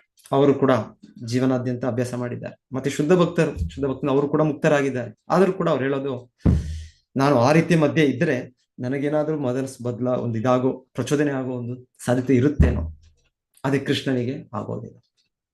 ಸೊ ಕೃಷ್ಣ ಸ್ಥಿತಿ ಹಾಗೆ, ಕೃಷ್ಣ ಸ್ಥಿತಿ ದಿವ್ಯ ಸ್ಥಿತಿ. ಸೊ ಅವರು ಡಿಫೆಂಡ್ ಮಾಡ್ತಾರ ಇದರಲ್ಲಿ ಸಭೆಯಲ್ಲಿ ಶಿಶುಪಾಲನು ಹೇಳಿದ ಇದು ಮಾತಿಗೆ ಭೀಷ್ಮ ಪಿತಾಮಹರು ಬಂದು, ನಾನು ಎಲ್ಲ ಲೋಕಗಳವರು ಕೂಡ ನನಗೆ ಹೆಸರು ಇದೆ, ಕೀರ್ತಿ ಇದೆ, ಅಖಂಡ ಬ್ರಹ್ಮಚಾರಿ ಅಂತ. ಆದರೂ ಕೂಡ ನನಗಿದ್ದ ದೊಡ್ಡ ಬ್ರಹ್ಮಚಾರಿ ಕೃಷ್ಣ, ಪರಮಪುರುಷ, ದೇವೋತ್ತಮ ಪರಮಪುರುಷ. ಅವನಿಗೆ ಆ ರಾಜಸಿಕ ಗುಣ, ಕಾಮ ಪ್ರಚೋದನೆ ಅವನಿಗಿಲ್ಲ. ಕೃಷ್ಣನು ಕೂಡ ವ್ಯಕ್ತಪಡಿಸಿ ನಾವು ನೋಡ್ತೇವೆ. ಒಮ್ಮೆ ಯಾರು ಮೊದಲಿಗೆ ಗೋಪಿಕೆಯರೇ, ಅವರು ಸ್ವಲ್ಪ ಅಹಂಕಾರ ಬರುತ್ತೆ ಅವ್ರಿಗೆ. ನಾವೇ ಈ ಸೃಷ್ಟಿಯಲ್ಲಿ ಎಲ್ಲರಿಗಿಂತ ಅತಿ ಭಾಗ್ಯಶಾಲಿಗಳು, ಪರಮಪುರುಷ, ದೇವೋತ್ತಮ ಪುರುಷ. ಸೊ ನಮ್ಮೊಂದಿಗೆ ಅವನು ತನ್ನ ಲೀಲೆಗಳನ್ನು ಮಾಡ್ತಾ ಇದ್ದಾನೆ, ಅವನು ಆನಂದಿಸುತ್ತಿದ್ದಾನೆ. ಸೊ ಹೀಗೆ ನಾವು ಎಷ್ಟು ಭಾಗ್ಯವಂತರು, ಇನ್ಯಾರಿಗೂ ಇಲ್ಲ ಈ ರೀತಿ. ಎಷ್ಟೆಷ್ಟೋ ಇದ್ದಾರೆ, ಎಷ್ಟೆಷ್ಟೋ ಜೀವಿಗಳಿದ್ದಾರೆ, ಎಷ್ಟೆಷ್ಟೋ ಸುಂದರವಾದ ಸ್ತ್ರೀಯರಿರ್ಬೋದು ಈ ಇದರಲ್ಲಿ, ದೇವತೆಗಳು, ಅಪ್ಸರೆಗಳಿದ್ದಾರೆ. ಅವರೆಲ್ಲರಿಗಿಂತ ನಮಗೆ ಬೃಂದಾವನ ವಾಸಿಗಳು ನಮಗೆ ಈ ಭಾಗ್ಯ. ಸೊ ಹಾಗೆ ಅವರು ಸ್ವಲ್ಪ ಅವ್ರಿಗೆ ಅಹಂಕಾರ ಬಂದದ್ದೇ ಕೃಷ್ಣನ ತಕ್ಷಣ ಅದೃಷ್ಟ. ಸೊ ಕೃಷ್ಣನ ಇದು ಕೃಷ್ಣನಿಗೆ ಯಾರು ಅಟ್ಯಾಚ್ಮೆಂಟ್ ಅವ್ರಿಗೆ ಇದು ಇಲ್ಲ. ಕೃಷ್ಣನು ನಮ್ಮ ಯೇ ಯಥಾಮಾಂ ಪ್ರಪದ್ಯಂತೆ ತಾಂ ಸತೈವ ಭಜಾಮಿ ಅಹಂ. ನಮ್ಮ ಪ್ರೀತಿಯನ್ನು ಅವನು ರೆಸಿಪ್ರಿಕೇಟ್ ಮಾಡೋದು ಅಷ್ಟೇ. ಸೊ ಭಗವಂತನಿಗೆ ಆತ್ಮಾರಾಮ, ಅವನಿಗೇನು ಬೇಕಾದದಿಲ್ಲ ಅವನಿಗೆ. ಸೊ ಇದು ಭಗವಂತ, ಇದು ಕೃಷ್ಣ. ಸೊ ಇಲ್ಲಿ ಹೇಳ್ತಾ ಇರೋದು ತ್ವಂ ನಿತ್ಯ ಮುಕ್ತ ಪರಿಶುದ್ಧ ವಿಬುದ್ಧ ಆತ್ಮ, ಸಂಪೂರ್ಣ ಜ್ಞಾನಭರಿತ. ಸೊ ನಾವು ಸತ್ವಗುಣ ಸ್ವಲ್ಪ ಸಿಕ್ಕಿದ್ರು ಕೂಡ ನಮಗೆ ಸಂಪೂರ್ಣ ಜ್ಞಾನ ಇಲ್ಲ. ನಮಗೆ ಎಷ್ಟೋ ಗೊತ್ತಿಲ್ಲ ನಮ್ಗೆ ವಿಷಯ, ಹಿಂದೆ ಆಗಿದ್ದು ಗೊತ್ತಿಲ್ಲ, ಈಗ ಆಗ್ತಾ ಇರೋದು ಗೊತ್ತಿಲ್ಲ ನಮ್ಗೆ, ನೆಕ್ಸ್ಟ್ ಕ್ಷಣ ಹೇಗಾಗುತ್ತೆ, ಮುಂದೆ ಏನು ಬರ್ಲಿಕ್ಕಿದೆ ಗೊತ್ತಿಲ್ಲ ನಮ್ಗೆ. ಸೊ ಈಗ ಬಹಳ ಒಂದೊಂದು ವ್ಯತ್ಯಾಸಗಳು ಧ್ರುವ ಮಹಾರಾಜರು ನಮ್ಗೆ ಮನವಿ ಮಾಡ್ಕೊಡ್ತಾ ಇರೋದು. ಕೂಟಸ್ಥ ಆದಿಪುರುಷ ಭಗವಂತ್ರಯಾಧೀಶ, ಭಗವಂತನ ಯಾವತ್ತು ಬದಲಾವಣೆ ಇಲ್ಲ. ಕೂಟಸ್ಥ ಆದಿಪುರುಷ, ಮೂಲ ದೇವೋತ್ತಮ ಪುರುಷ ಅವನೊಬ್ಬ ವ್ಯಕ್ತಿ. ಅರ್ಜುನ ಕೂಡ ಏನ್ ಹೇಳ್ತಾರೆ, ಪರಂ ಬ್ರಹ್ಮ ಪರಂ ಧಾಮ ಪವಿತ್ರಂ ಪರಮಂ ಭವಾನ್ ಪುರುಷಂ ಶಾಶ್ವತಂ ದಿವ್ಯಂ. ನೀನೊಬ್ಬ ಪುರುಷ, ನೀನೊಬ್ಬ ಭೋಕ್ತ, ನಾವೆಲ್ಲ ಆಕ್ಚುಲಿ ಪ್ರಕೃತಿ. ಸೊ ಇಲ್ಲಿ ನಾವೆಲ್ಲರೂ ಪುರುಷನ ವೇಷದಲ್ಲಿ ಇರ್ಬೋದು. ಅದು ಪುರುಷ ಅಂದ್ರೆ ಈ ಗಂಡು ದೇಹ ಇಲ್ಲ ಹೆಣ್ಣು ದೇಹ, ಇಬ್ಬರು ಕೂಡ ಪುರುಷರೇ. ಆಕ್ಚುಲಿ ಭೌತಿಕ ಜಗತ್ತಿನಲ್ಲಿ ನಾವು ಬಂದಿರೋದೇ ನಾವು ಆನಂದಿಸೋದಕ್ಕೆ, ಕೃಷ್ಣನನ್ನು ಅನುಕರಣೆ ಮಾಡ್ಲಿಕ್ಕೆ. ಕೃಷ್ಣ ಒಬ್ಬನೇ ಭೋಕ್ತಾರಂ ಯಜ್ಞ ತಪಸ್ಸ, ಭಗವಂತನೊಬ್ಬನೇ. ಆದ್ರೆ ನಾವು ಕೂಡ ಭೋಕ್ತನಾಗ್ಬೇಕು, ನಾನು ಕೂಡ ಆನಂದಿಸ್ಬೇಕು. ಸೊ ಇಲ್ಲಿ ಬೇರೆ ಬೇರೆ ಇದ್ರಲ್ಲಿ ಇರ್ಬೋದು ನಾವು, ಒಂದು ಮನುಷ್ಯ, ಒಂದು ಪ್ರಾಣಿ, ಒಂದು ಇದು ನಮ್ಮ ಇದು ಅದೇ ಎಲ್ಲ ಇದ್ರು ಕೂಡ ನಾವು ಬೇರೆಯವರ ಮೇಲೆ ನಾವು ಭೋಕ್ತನಾಗ್ಬೇಕು, ನಾನು ಆನಂದಿಸ್ಬೇಕು, ನಾನು ಪ್ರಭುತ್ವ ಸಾಧಿಸ್ಬೇಕು. ಸೊ ಇವಾಗ ಪ್ರಾಣಿಗಳು ಇರ್ತವೆ. ಸೊ ನಮ್ಮ ಗೋಮಾತೆಗಳು ನಾವೆಲ್ಲ ಕಟ್ಟಿ ಹಾಕಿರ್ತೇವೆ ಗೋಶಾಲೆಯಿಂದ. ಅವ್ರು ಕರ್ಕೊಂಡೋಗಿ ಬಿಟ್ಟು ಹೊರಗೆ ಕರ್ಕೊಂಡೋದ್ರೆ, ಅವ್ರನ್ನ ಮೇಯಿಸೋದಕ್ಕೆ ಕರ್ಕೊಂಡೋದ್ರೆ ಒಂದು ಇನ್ನೊಂದ್ ಮೇಲೆ ಅಧಿಕಾರ ತೋರಿಸುತ್ತೆ. ಅದರಲ್ಲೂ ಒಂದು ಆರ್ಡರ್ ಇರುತ್ತೆ, ಅದರಲ್ಲಿ ಅದರ ಅಟ್ಯಾಕ್ ಮಾಡುತ್ತೆ, ಇದು ಮಾಡುತ್ತೆ. ಸೊ ಇದು ಸಹಜ ಸ್ವಭಾವ ಪ್ರತಿ ಜೀವಿಗಳಲ್ಲೂ.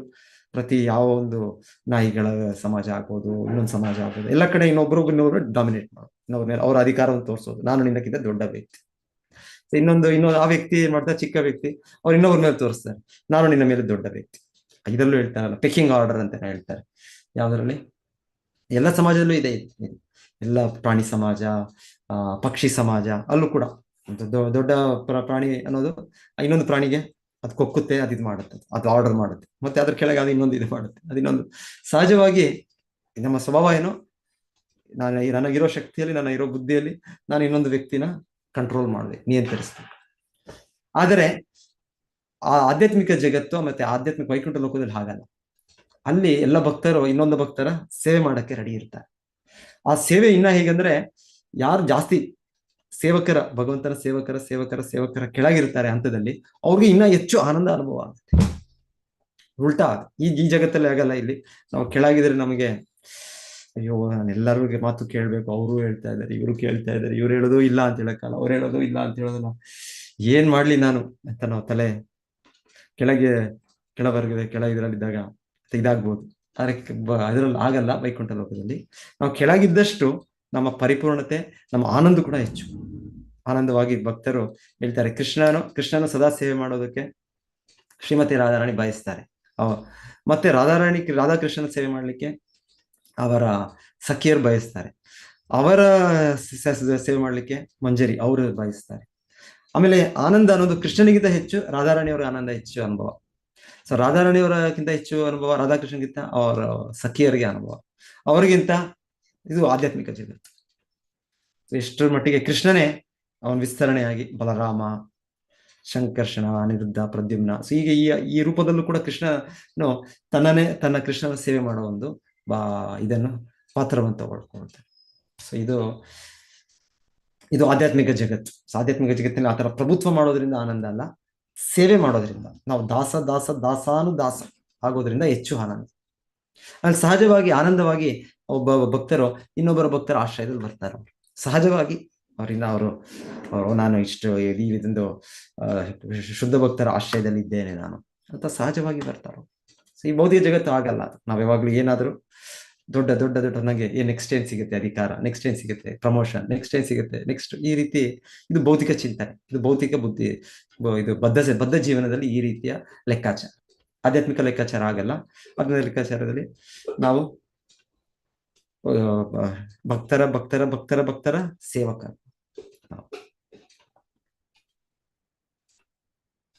ಸೊ ಶ್ರೀಲ ಪ್ರಭುಪಾದರು ಕೂಡ ಯಾವುದೋ ಒಂದು ಲೆಕ್ಚರ್ ಅಲ್ಲಿ ಯಾವ್ದು ಕೂಡ ಹೇಳ್ತಾ ಇದೆ, ಎಲ್ಲ ಸ್ವೀಡನ್ ಅಲ್ಲ ಅನ್ಸುತ್ತೆ, ಕೊಡುವಾಗ ಅವರು ಈ ತರ 4 ವರ್ಗದ ಜನರಿದ್ದಾರೆ: ಬ್ರಾಹ್ಮಣ, ಕ್ಷತ್ರಿಯ, ವೈಶ್ಯ, ಶೂದ್ರ. ಜನ್ಮದಿಂದ ಅಲ್ಲ, ಅವರವರ ಗುಣಕರ್ಮದಿಂದ. ಆದ್ರೆ ಶ್ರೀಲ ಪ್ರಭುಪಾದರು ಹೇಳ್ತಾ ಇದ್ದು ಅಲ್ಲೊಂದು ಇದರಲ್ಲಿ 4 ವರ್ಗದ ಜನ ಇದ್ದು, ಒಬ್ರು ಫಸ್ಟ್ ಕ್ಲಾಸ್, ಇನ್ನೊಬ್ರು ಸೆಕೆಂಡ್ ಕ್ಲಾಸ್, ಇನ್ನೊಬ್ರು ಥರ್ಡ್ ಕ್ಲಾಸ್, ಇನ್ನೊಬ್ರು ಫೋರ್ತ್ ಕ್ಲಾಸ್. ಸೊ ಅವರ ಗುಣದ ಪ್ರಭಾವವಾಗಿ ಎಲ್ಲ ಇದ್ದಾರೆ ಸಮಾಜ ಇದೆಲ್ಲ. ಸೊ ಯಾರೋ ಪ್ರಭುಪಾದರಿಗೆ ನೀವ್ ಯಾವ ವರ್ಗದಲ್ಲಿದ್ದೀರಿ, ನೀವು ಫಸ್ಟ್ ಕ್ಲಾಸಾ ನೀವು ಅಂತ ಪ್ರಶ್ನೆ ಪ್ರಭುಪಾದರು ಯಾರೋ ಕ್ಲಾಸ್ ಕೇಳಿದೆ. ಯಾಕಂದ್ರೆ ಪ್ರಭುಪಾದರಾಗಿ ಹೇಳ್ತಾ ಇದ್ದಾರೆ, ಅದರ ಜ್ಞಾನ ಕೊಡ್ತಾ ಇದ್ದಾರೆ. ಸೊ ಹೇಳುವಾಗ ಅವರು ಪ್ರಭುಪಾದರು ಹೇಳಿದಂತೆ I am 10th class man ಅಂತ. ಆಮೇಲೆ ಅವರ ಹತ್ತಿರದಲ್ಲಿ ಇರೋ ಭಕ್ತರು ಹೇಳ್ತಾರೆ, ಶ್ರೀಲ ಪ್ರಭುಪಾದ ಅಷ್ಟು ಹೇಳಿದ್ದೇ ಅಲ್ಲ, ಅವರ ಕಣ್ಣಿಂದ ಒಂದು ಹನಿ ಕೂಡ ನೀರು ಬಂದಿದ್ದು ನಾನು ನೋಡಿದೆ. ನಾನು ಶ್ರೀಲ ಪ್ರಭುಪಾದ ನಿಜವಾಗ್ಲೂ ಶುದ್ಧ ಭಕ್ತರು ಆ ರೀತಿಯ ಭಾವನೆಯಲ್ಲಿ ಇರ್ತಾರೆ. ಯಾಕೆ ಅಂದ್ರೆ ನಾನು ಎಲ್ಲ ಜನರ ನಾನು ದಾಸ ಸೇವಕ. ಸೊ ನಾನು 10th ಕ್ಲಾಸ್. ಸೊ ಆಚಾರ್ಯರು ಆ ಮನೋಭಾವದಲ್ಲಿ ಇರ್ತಾರೆ. ಆದರೆ ಅವರು ಒಂದು ಭಗವಂತನ ಪ್ರತಿನಿಧಿಯಾಗಿ ಅವರು ಶಿಷ್ಯರನ್ನು ತರಬೇತಿ ಮಾಡೋ ರೀತಿಯಲ್ಲಿ ಅವರು ಮಾಡ್ಬೋದು. ಇಲ್ಲಾಂದ್ರೆ ಅವ್ರ ಸಹಜ ಸ್ವಭಾವ ಅವ್ರದ್ದು ಅಲ್ಲಿ ಸಹಜ ಚಿಂತನೆ ಆಗಿರುತ್ತೆ. ಸೊ ಎನಿವೆ, ಅದು ಆಧ್ಯಾತ್ಮಿಕ ಅಸ್ತಿತ್ವ ನಮಗೆ ಈ ಅನುಭವ ಇಲ್ಲ ನಮಗೆ. ಸೊ ನಾವು ಅಭ್ಯಾಸ ತರಬೇತಿ, ನಾವು ಇಲ್ಲಿ ಪರಿಶುದ್ಧರಾಗಬೇಕು. ಆದರೆ ಬದ್ಧ ಜೀವಿಗಳು ಎಷ್ಟಿದ್ರು ಅಷ್ಟಾದ್ರೂ ಅರ್ಥ ಮಾಡ್ಕೊಳ್ಳೋಣ. ನಾವು ಕೃಷ್ಣನ ನಿತ್ಯ ಮುಕ್ತನು, ನಾವು ನಿತ್ಯ ಬದ್ಧರು. ಕೃಷ್ಣನ ಪರಿಶುದ್ಧ, ನಾವು ಪರಿಶುದ್ಧರಲ್ಲ. ಕೃಷ್ಣನ ತ್ರಯಾಧೀಶ, 3 ಗಣ ನಿಯಂತ್ರಕ, ನಾವು 3 ಗಣಗಳಲ್ಲಿ ಬಾಧಿತರಾಗಿದ್ದೇವೆ ನಾವು. ಸೊ ಎಷ್ಟು ವ್ಯತ್ಯಾಸಗಳಿದೆ ಸೊ ಕೃಷ್ಣನಿಗೆ ನಮಗೆ. ಆದರೂ ನಾವು ಬದ್ಧ ಸ್ಥಿತಿಯಲ್ಲಿ ಇಲ್ಲ, ನಾನು ಮುಕ್ತನಾಗಿದ್ಮೇಲೆ ನಾನೇ ಭಗವಂತನಾಗ್ಬಿಡ್ತೇನೆ. ಇದು ತಪ್ಪು, ಇದು ನಿರಾಕಾರವಾದ, ಶೂನ್ಯವಾದ, ಇದೆಲ್ಲ ತಪ್ಪು. ಇದು ಸೊ ಧ್ರುವ ಮಹಾರಾಜರು ನಮಗೆ ತಿಳಿಸ್ತಾ ಇರೋದು ಆತ್ಮ ಪರಮಾತ್ಮ ಎಷ್ಟು ವ್ಯತ್ಯಾಸ ಇದೆ.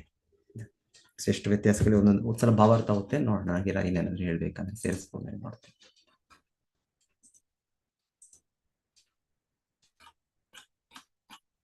ದೇವೋತ್ತಮ ಪರಮಪುರುಷನ ಪಾರಮ್ಯವನ್ನು ಪ್ರಶ್ನಿಸುವ ಒಂದು ನಾಸ್ತಿಕವಾದವು ಹೀಗಿದೆ: ಪರಮಪುರುಷನಾದ ಭಗವಂತನು ಗೋಚರಿಸಿ ಅಗೋಚರನಾದರೆ, ನಿದ್ರಿಸಿ ಎಚ್ಚರನಾಗುವುದಾದರೆ ದೇವರಿಗೂ ಜೀವಿಗೂ ಏನು ವ್ಯತ್ಯಾಸ? ಗೋಚರಿಸಿ ಅಗೋಚರಿಸನಾದರೆ ಇಲ್ಲದೆ ಅಪಿಯರ್ ಅಂಡ್ ಡಿಸಪಿಯರ್, ಜನ್ಮ ಮೃತ್ಯು ಅಂತ ಹೇಳ್ಬಹುದು. ಇಲ್ಲಾಂದ್ರೆ ಭಗವಂತನ ಮೃತ್ಯು ಇಲ್ಲ, ಆದ್ರೆ ಆ ರೀತಿಯಲ್ಲಿ ಭಗವಂತನ ಲೀಲೆ ನಡೆಯುತ್ತೆ. ಭಗವಂತನು ತಿರೋಭಾವ ಆಗೋ ರೀತಿಯಲ್ಲಿ ಚಟುವಟಿಕೆಗಳಿರ್ಬಹುದು ಭಗವಂತನು. ಆದ್ರೆ ಆದರೂ ಭಗವಂತನು ಚಟುವಟಿಕೆ ಹೀಗಲ್ಲ, ನಮ್ಮ ರೀತಿಯಲ್ಲ. ಧ್ರುವ ಮಹಾರಾಜನು ದೇವೋತ್ತಮ ಪರಮಪುರುಷನ ಅಸ್ತಿತ್ವಕ್ಕೂ ಜೀವಿಗಳ ಅಸ್ತಿತ್ವಕ್ಕೂ ಇರುವ ಭೇದವನ್ನು ಎಚ್ಚರಿಕೆಯಿಂದ ಗುರುತಿಸುತ್ತಾನೆ. ಈ ಕೆಳಕಂಡ ವ್ಯತ್ಯಾಸಗಳನ್ನು ಅವನು ತೋರಿಸುತ್ತಾನೆ. ಕೆಳಕಂಡ ವ್ಯತ್ಯಾಸಗಳು, ಇವಾಗ ವ್ಯತ್ಯಾಸಗಳು ಪ್ರಭುಪಾದರು ಹೇಳ್ತಾ ಇದ್ದಾರೆ. ಭಗವಂತನು ನಿತ್ಯ ಮುಕ್ತನು, ಹಾಗೆ ಅವನ ನಾಮವು ಕೂಡ ನಿತ್ಯ ಮುಕ್ತ. ನಾಮ ಚಿಂತಾಮಣಿ ಕೃಷ್ಣ ಚೈತನ್ಯ ರಸವಿಗ್ರಹ. ನಿತ್ಯ ಮುಕ್ತ ಏನಾದ್ರು ಶ್ಲೋಕ ಅದು, ನಿತ್ಯ ಮುಕ್ತ ನಾಮ ಚಿಂತಾಮಣಿ ಕೃಷ್ಣ ಚೈತನ್ಯ ರಸ ವಿಗ್ರಹ. ನಾಮ ಚಿಂತಾಮಣಿ ಕೃಷ್ಣ ಚೈತನ್ಯ ರಸ ವಿಗ್ರಹ. ನಿತ್ಯ ಮುಕ್ತ ಬಹಳ ಚೆನ್ನಾಗಿದೆ. ನಿತ್ಯ ಮುಕ್ತ ಅಭಿನ್ನತ್ವಾತ್ ನಾಮೋ ನಾಮಿನಃ. ಕೊನೆಗೆ ಬರೋದು ಭಗವಂತನ ನಾಮ, ಭಗವಂತನ ಬೇರೆ ಅಲ್ಲ, ಸೊ ಅದು ಭಗವಂತನೇ. ಹಾಗಾಗಿ ಅದು ಕೂಡ ನಿತ್ಯ ಮುಕ್ತ. ಭಗವಂತನ ನಾಮವು ಕೂಡ ನಿತ್ಯ ಮುಕ್ತ. ಪೂರ್ಣ ಶುದ್ಧೋ ನಿತ್ಯ ಮುಕ್ತ. ಕರೆಕ್ಟ್, ಪೂರ್ಣ ಶುದ್ಧ ಅಂದ್ರೆ ಇಲ್ಲಿ ಹೇಗೆ ಪರಿಶುದ್ಧ ಅಂತ ಹೇಳ್ತಾ ಇದ್ದಾರೆ ಭಗವಂತನು, ಹಾಗೆ ಅವನ ನಾಮವೂ ಕೂಡ ಪರಿಶುದ್ಧ. ಸೊ ಹಾಗೆ ನಾವು ಯಾವಾಗಲೂ ನಾವು ಎನಿ ಟೈಮ್ ಹರೇ ಕೃಷ್ಣ ಕೃಷ್ಣ ಕೃಷ್ಣ ಹರೇ ಹರೇ, ಹರೇ ರಾಮ ರಾಮ ರಾಮ ಹರೇ. ಸೊ ಕೃಷ್ಣನ ನಾಮವನ್ನು ಹೇಳಿದ ತಕ್ಷಣವೇ ನಾವು ಕೃಷ್ಣ ಸಂಪರ್ಕ ಮಾಡ್ತೇವೆ. ಹೇಗೆ ಒಂದು ಕಬ್ಬಿಣದ ತುಂಡು ಅದು ಬೆಂಕಿಗಿಟ್ಟಿದ ತಕ್ಷಣ ಬಿಸಿ ಆಗುತ್ತೆ, ಅದೇ ರೀತಿಯಲ್ಲಿ ನಾವು ತಕ್ಷಣವೇ ನಾವು ಶುದ್ಧರಾಗ್ಬಿಡ್ತೇವೆ. ಏನ್ ಹೇಳ್ತಾರೆ ಅದು, ಯಸ್ಮರೇತ್ ಪುಂಡರೀಕಾಕ್ಷಂ ಸರ್ವಾವಸ್ಥಾಸು ಗತೋಪಿವ, ಯಸ್ಮರೇತ್ ಪುಂಡರೀಕಾಕ್ಷಂ ಸಬಾಹ್ಯಾಭ್ಯಂತರ ಶ್ರೀ ವಿಷ್ಣು ಶ್ರೀ ವಿಷ್ಣು ಶ್ರೀ ವಿಷ್ಣು. ಸೊ ಹೇಳ್ತಾರೆ, ಅದೇನ್ ಹೇಳ್ತಾರೆ ಅದು, ಕೃಷ್ಣನನ್ನ ವಿಷ್ಣುವನ್ನ ಯಾವಾಗ ನಾವು ಸ್ಮರಣೆ ಮಾಡಿದ್ರು, ಅವನ ನಾಮವನ್ನು ತೆಗೆದ್ರು ಕೂಡ ನಾವು ಅವನು ಹೇಗೆ ಪುಂಡರೀಕಾಕ್ಷನ್, ಅವನು ಪುಂಡರೀಕ ಇದು ತಾವರೆ ದಳ ಹೊಂದಿರುವ ಕಣ್ಣುಗಳು ಹೊಂದಿರುವ ವ್ಯಕ್ತಿ. ಸೊ ಅವನ್ನು ಸ್ಮರಿಸಿದ ತಕ್ಷಣವೇ ಒಳಗೆ ಹೊರಗೆ ನಾವು ಸಂಪೂರ್ಣವಾಗಿ ಪರಿಶುದ್ಧರಾಗ್ಬಿಡುತ್ತೇವೆ. ಸೊ ಭಗವಂತನು ನಿತ್ಯ ಮುಕ್ತ, ಯಾವಾಗಲೂ ಪರಿಶುದ್ಧ ಸ್ಥಿತಿಯಲ್ಲಿದ್ದಾನ. ಅವನ ನಾಮವೂ ಹಾಗೆ, ಅವನ ನಾಮವೂ ಕೂಡ ಅಷ್ಟು ಶಕ್ತಿ ಇದೆ. ಸೊ ನಮ್ಮ ನಾಮ ಏನ್ ಶಕ್ತಿ ಇದೆ? ನಾವು ಇಲ್ಲಾಂದ್ರೆ ನಾವು ಇನ್ನೊಬ್ಬರು ಯಾರು ಭೌತಿಕ ಬದ್ಧ ಜೀವಿಯನ್ನು ಯಾರು ನೆನೆಸ್ಕೊಂಡ್ರೆ ಏನಾಗುತ್ತೆ? ಏನಾಗೋದಿಲ್ಲ. ನಮ್ಗೆ ಅದೇ ಕೃಷ್ಣನ ಸ್ಮರಿಸಿದ್ರೆ, ಕೃಷ್ಣನ ನಾಮವನ್ನು ಸ್ಮರಿಸಿದ್ರೆ ನಾವು ಕೂಡ ತಕ್ಷಣ ಮುಕ್ತ ಸ್ಥಿತಿಗೆ ಬರ್ಬೋದು. 3 ಗುಣಗಳನ್ನು ಅಧಿಗಮಿಸ್ಬೋದು. ಈ ಭೌತಿಕ ಕಲ್ಮಶಗಳಿಂದ ದೂರ ಆಗ್ಬೋದು. ಅವನು ಈ ಭೌತಿಕ ಜಗತ್ತಿನಲ್ಲಿ ಅವತರಿಸಿದಾಗಲೂ ತ್ರಿಗುಣಗಳಿಗೆ ಸಿಕ್ಕಿ ಹಾಕಿಕೊಳ್ಳುವುದಿಲ್ಲ. ಆದ್ದರಿಂದಲೇ ಅವನು ತ್ರಿಅಧೀಶ. ಸೊ ಅದೀಶ್ ಅಂದರೆ ತ್ರಿಗುಣಗಳ ಅಧಿಪತಿ ಎಂದು ಪ್ರಸಿದ್ಧನಾಗಿದ್ದಾನೆ. ಭಗವದ್ಗೀತೆಯಲ್ಲಿ ಹೇಳಿದೆ, ದೈವೀ ಏಷ ಗುಣಮಯಿ ಮಮಮಾಯಾ ದುರತ್ಯ. ಜೀವಿಗಳೆಲ್ಲ ತ್ರಿಗುಣಗಳಿಗೆ ಸಿಲುಕಿದವರು. ಭಗವಂತನ ಬಹಿರಂಗ ಶಕ್ತಿ ಬಹಳ ಪ್ರಬಲವಾದದ್ದು. ಆದರೆ ಭಗವಂತನ ತ್ರಿಗುಣಗಳ ಒಡೆಯನಾದ್ದರಿಂದ ಈ ಗುಣಗಳ ಕ್ರಿಯೆ ಪ್ರತಿಕ್ರಿಯೆಗಳಿಂದ ಸದಾ ಮುಕ್ತನಾದವನು. ಆದ್ದರಿಂದ ಈಶೋಪನಿಷತ್ತಿನಲ್ಲಿ ಹೇಳಿರುವಂತೆ ಅವನು ನಿಷ್ಕಲ್ಮಶನು. ಭೌತ ಜಗತ್ತಿನ ಕಶ್ಮಲವು ದೇವೋತ್ತಮನ ಮೇಲೆ ಯಾವುದೇ ಪರಿಣಾಮ ಉಂಟು ಮಾಡದು. ಆದ್ದರಿಂದ ಭಗವದ್ಗೀತೆಯಲ್ಲಿ ಕೃಷ್ಣನು ಹೀಗೆ ಹೇಳುತ್ತಾನೆ, ದುಷ್ಟರು ಮೂಢರು ಆದವರು ಭಗವಂತನ ಪರಂಭಾವವನ್ನು ಅರಿಯದೆ ಅವನೊಬ್ಬ ಸಾಧಾರಣ ಮನುಷ್ಯನೆಂದು ಭಾವಿಸುತ್ತಾರೆ. ಅವಜಾನಂತಿ ಮಾಮೂಢ ಮಾನುಷೀಂ ತನುಮಾಶ್ರಿತಂ ಪರಂಭಾವಂ ಅಜಾನಂತು. ಸೊ ಕೃಷ್ಣನ ಪರಂಭಾವಂ ಗೊತ್ತಿಲ್ಲದೆ ಅವಜಾನಂತಿ, ನಾವು ಅವಹೇಳನ ಮಾಡ್ತೇವೆ. ಪರಂಭಾವಂ ಎನ್ನುವುದು ಭಗವಂತನ ನಿತ್ಯ ಅಲೌಕಿಕ ಸ್ಥಿತಿಯನ್ನು ಸೂಚಿಸುತ್ತದೆ. ಭೌತ ಜಗತ್ತಿನ ಕಶ್ಮಲಗಳು ಅವನ ಮೇಲೆ ಪ್ರಭಾವ ಬೀರಲಾರವು. ಭಗವಂತನಿಗೂ ಜೀವಿಗೂ ಇನ್ನೊಂದು ವ್ಯತ್ಯಾಸವೆಂದರೆ ಜೀವಿಯು ಸದಾ ಅಜ್ಞಾನದಲ್ಲಿರುತ್ತಾನೆ. ಹೋಗ್ಬೇಕು, ಶಾಲೆಗೆ ಹೋಗ್ಬೇಕು, ಕಾಲೇಜ್ಗೆ ಹೋಗ್ಬೇಕು, ಇಲ್ಲ ಈಗ ಡೈಲಿ ಪುಸ್ತಕ ಓದ್ಬೇಕು, ಭಗವದ್ಗೀತೆ ಭಾಗವತ. ಸೊ ಕೃಷ್ಣನಿಗೆ ಏನು ಅಗತ್ಯ ಇಲ್ಲ. ಕೃಷ್ಣನಿಗೆ ಎಲ್ಲ ಜ್ಞಾನ ಸಂಪೂರ್ಣವಾಗಿ ನಿತ್ಯವಾಗಿ ಅವನಿಗೆ ಪ್ರಕಾಶವಾಗಿದೆ. ಕೃಷ್ಣನಿಗೆ ಜೀವಿಯು ಸತ್ವಗುಣದಲ್ಲಿ ಸ್ಥಿತನಾಗಿದ್ದರೂ ಅವನಿಗೆ ಗೊತ್ತಿಲ್ಲದಿರುವ ಇನ್ನೂ ಅನೇಕ ವಿಷಯಗಳಿವೆ. ಸುಶೋಧನೆ ವಿಜ್ಞಾನಿಗಳು ಮಾಡ್ತಾನೇ ಇರಬೇಕು, ಕಂಡುಹಿಡಿತಾನೇ ಇರಬೇಕು, ಅದಕ್ಕೆ ಕೊನೆ ಇಲ್ಲ. ಆದರೆ ದೇವೋತ್ತಮ ಪರಮಪುರುಷನು ಹಾಗಲ್ಲ. ಅವನಿಗೆ ಭೂತ ಭವಿಷ್ಯ ವರ್ತಮಾನಗಳೆಲ್ಲವೂ ಗೊತ್ತು. ಸೊ ಕೃಷ್ಣನು ಹೋದ್ರು ಗುರುಕುಲಕ್ಕೆ, ನಮ್ಮ ರೀತಿಯಲ್ಲಿ ಕೃಷ್ಣನು ಸ್ಟಡಿ ಮಾಡಿದ್ರು. ಆದರೆ ಹೇಳ್ತಾರೆ, ಕೃಷ್ಣನು ಬಲರಾಮ ಸ್ಟಡಿ ಮಾಡಿದ್ದೇನು 64 ದಿವಸದಲ್ಲಿ ವೇದ ಗ್ರಂಥದ 64 ಅಂತ ಕಲೆಗಳೇನಿದೆ ಅದೆಲ್ಲ ಕಲ್ತ್ಬಿಟ್ರು. ಪ್ರತಿ ದಿವಸ ಅವ್ರ ಗುರು ಬೆಳಿಗ್ಗೆ ಅವ್ರಿಗೆ ಸಂದೀಪನಿ ಪ್ರಾರಂಭ ಮಾಡ್ತಾ ಇದ್ರು ಒಂದು ಶಿಕ್ಷಣ. ಅಲ್ಲಿ ಸೂರ್ಯಾಸ್ತ ಆಗುವಷ್ಟರಲ್ಲಿ ಅದರಲ್ಲಿ ಪರ್ಫೆಕ್ಟ್. ಭಗವಂತನಿಗೆ ಎಲ್ಲವೂ ಗೊತ್ತು. ಆದರೂ ಕೂಡ ಒಂದು ಚಿಕ್ಕ ಮಗುವಾಗಿ ಬ್ರಹ್ಮಚಾರಿಯಾಗಿ ಬಂದಿದ್ದಾರೆ ಆ ಗುರುವಿನ ಆಶ್ರಯದಲ್ಲಿ. ಸೊ ಗುರುವಿಂದ ಪಾಠ ಕೇಳಬೇಕು ಮತ್ತೆ ಕಲಿಯೋ ರೀತಿಯಲ್ಲಿ ಕೃಷ್ಣ ಬಲರಾಮರು ಪ್ರತಿ ದಿವಸ ಕಲಿತಾ ಇದ್ರು. ಮತ್ತೆ ಅದರಲ್ಲಿ ಪರಿಪೂರ್ಣ ಅಷ್ಟೇ ಆಯ್ತು. ಮತ್ತೇನು ನಮ್ಮ ತರ ನೋಟ್ಸ್ ಇಟ್ಕೊಳ್ಬೇಕು, ಇನ್ನೊಂದೇನೋ ಮಾಡ್ಬೇಕು, ಅದನ್ನ ಮಗಪ್ ಮಾಡ್ಬೇಕು, ಏನು ಬೇಕಾಗಿಲ್ಲ. ಅವನಿಗೆ ಸಹಜವಾಗಿ ಇದೆಲ್ಲ ತಿಳಿದಿದೆ. ಅವನ ವಿದ್ಯಾಭ್ಯಾಸ ಕೂಡ ಸ್ಪೆಷಲ್. ಸೊ ಎಲ್ಲ ಲೀಲೆ, ವಿದ್ಯಾಲೀಲೆ. ಚೈತನ್ಯ ಮಹಾಪ್ರಭು ಹಾಗೆ ಅವರದ್ದು ಕೂಡ ವಿದ್ಯಾಲೀಲೆ ಇದೆ. ವಿದ್ಯಾಲೀಲೆ ಸಮಯ ಅವರವರ ಪಾಂಡಿತ್ಯವನ್ನು ತೋರಿಸಿದ್ದು. ದೊಡ್ಡ ದೊಡ್ಡ ಪಂಡಿತರು, ಕೇಶವ ಕಾಶ್ಮೀರಿ ಅಂತ ವಿದ್ವಾಂಸರು, ಅವರನ್ನು ಒಂದು ಚಿಕ್ಕ ಬಾಲಕನಾಗಿ ಅವರನ್ನು ಸೋಲಿಸಿದ್ದು ಚೈತನ್ಯ ಮಹಾಪ್ರಭು. ಇದೆಲ್ಲ ಅವನ ಭಗವಂತನ ಲೀಲೆಗಳು, ದಿವ್ಯ ಲೀಲೆ, ವಿದ್ಯಾಲೀಲೆ. ಭಗವಂತನಿಗೆ ಸಂಪೂರ್ಣ ಜ್ಞಾನ ಇದೆ. ಭೂತ ಭವಿಷ್ಯದ ವರ್ತಮಾನಗಳೆಲ್ಲವೂ ಗೊತ್ತು. ಪ್ರತಿಯೊಬ್ಬನ ಹೃದಯದಲ್ಲಿ ನಡೆಯುತ್ತಿರುವ ಎಲ್ಲವೂ ಗೊತ್ತು. ಎಲ್ಲ ಹೃದಯದಲ್ಲಿ ಏನಿದೆ ಕೃಷ್ಣನಿಗೆ ಗೊತ್ತು. ಸೊ ನನ್ನ ಸ್ಥಿತಿ ಇನ್ನೊಬ್ಬರು ಗೊತ್ತಿಲ್ಲ, ಆದ್ರೆ ಕೃಷ್ಣನಿಗೆ ಗೊತ್ತು. ಕೃಷ್ಣನಿಗೆ ನಾನು ಎಷ್ಟು ಪ್ರಾಮಾಣಿಕನೋ ಎಷ್ಟು ಪ್ರಾಮಾಣಿಕನಲ್ಲ ಕೃಷ್ಣನಿಗೆ ಸಂಪೂರ್ಣವಾಗಿ ಗೊತ್ತು, ನನಗಿಂತ ಹೆಚ್ಚು ಗೊತ್ತು. ಭಗವದ್ಗೀತೆಯು ಇದನ್ನು ಸ್ಪಷ್ಟಪಡಿಸಿದೆ. ವೇದಾಹಂ ಸಮತೀತಾನಿ. ಭಗವಂತನು ಆತ್ಮದ ಭಾಗವಲ್ಲ, ಅವರು ನಿರ್ವಿಕಾರನಾದ ಪರಮ ಆತ್ಮನು. ಜೀವಿಗಳೆಲ್ಲರೂ ಅವನ ಅವಿಭಾಜ್ಯ ಅಂಗಗಳು. ಜೀವಿಯು ದೈವಮಾಯೆಯ ಅಣತಿಯಂತೆ ಭೌತಿಕ ಜಗತ್ತಿನಲ್ಲಿ ಹುಟ್ಟಲೇಬೇಕು. ಆದರೆ ದೇವರು ತನ್ನ ಅಂತರಂಗ ಶಕ್ತಿಯಿಂದಲೇ, ಅಂದರೆ ಆತ್ಮಮಾಯೆಯಿಂದಲೇ ಅವತರಿಸುತ್ತಾನೆ. ಅಲ್ಲದೆ ಜೀವಿಯು ಭೂತ ಭವಿಷ್ಯ ವರ್ತಮಾನ ಕಾಲಗಳ ಮಿತಿಗೊಳಪಟ್ಟಿದ್ದಾನೆ. ಆತನ ಜೀವನಕ್ಕೆ ಆದಿ ಇದೆ, ಅಂದರೆ ಹುಟ್ಟು ಇದೆ. ಬದ್ಧ ಸ್ಥಿತಿಯಲ್ಲಿ ಅವನ ಜೀವನವು ಮರಣದಿಂದ ಕೊನೆಗೊಳ್ಳುತ್ತದೆ. ಆದರೆ ಭಗವಂತ ಆದಿಪುರುಷ. ಬ್ರಹ್ಮ ಸಂಹಿತೆಯಲ್ಲಿ ಬ್ರಹ್ಮನು ಆದಿರಹಿತನಾದ ಆದಿಪುರುಷನಿಗೆ, ಗೋವಿಂದನಿಗೆ ಗೌರವ ಸಲ್ಲಿಸುತ್ತಾನೆ. ಅನಾದಿಂ ಆದಿರ್ ಗೋವಿಂದ. ಈಶ್ವರ ಪರಮ ಕೃಷ್ಣ ಸಚ್ಚಿದಾನಂದ ವಿಗ್ರಹ. ಅನಾದಿರ್ ಆದಿರ್. ಸೊ ಅವನಿಗೆ ಯಾವ ಆದಿ ಇಲ್ಲ, ಅವನೇ ಎಲ್ಲದರ ಆದಿ, ಅನಾದಿರಾದಿರ್ ಗೋವಿಂದ, ಸರ್ವ ಕಾರಣ ಕಾರಣಂ, ಎಲ್ಲ ಕಾರಣಗಳ ಕಾರಣ.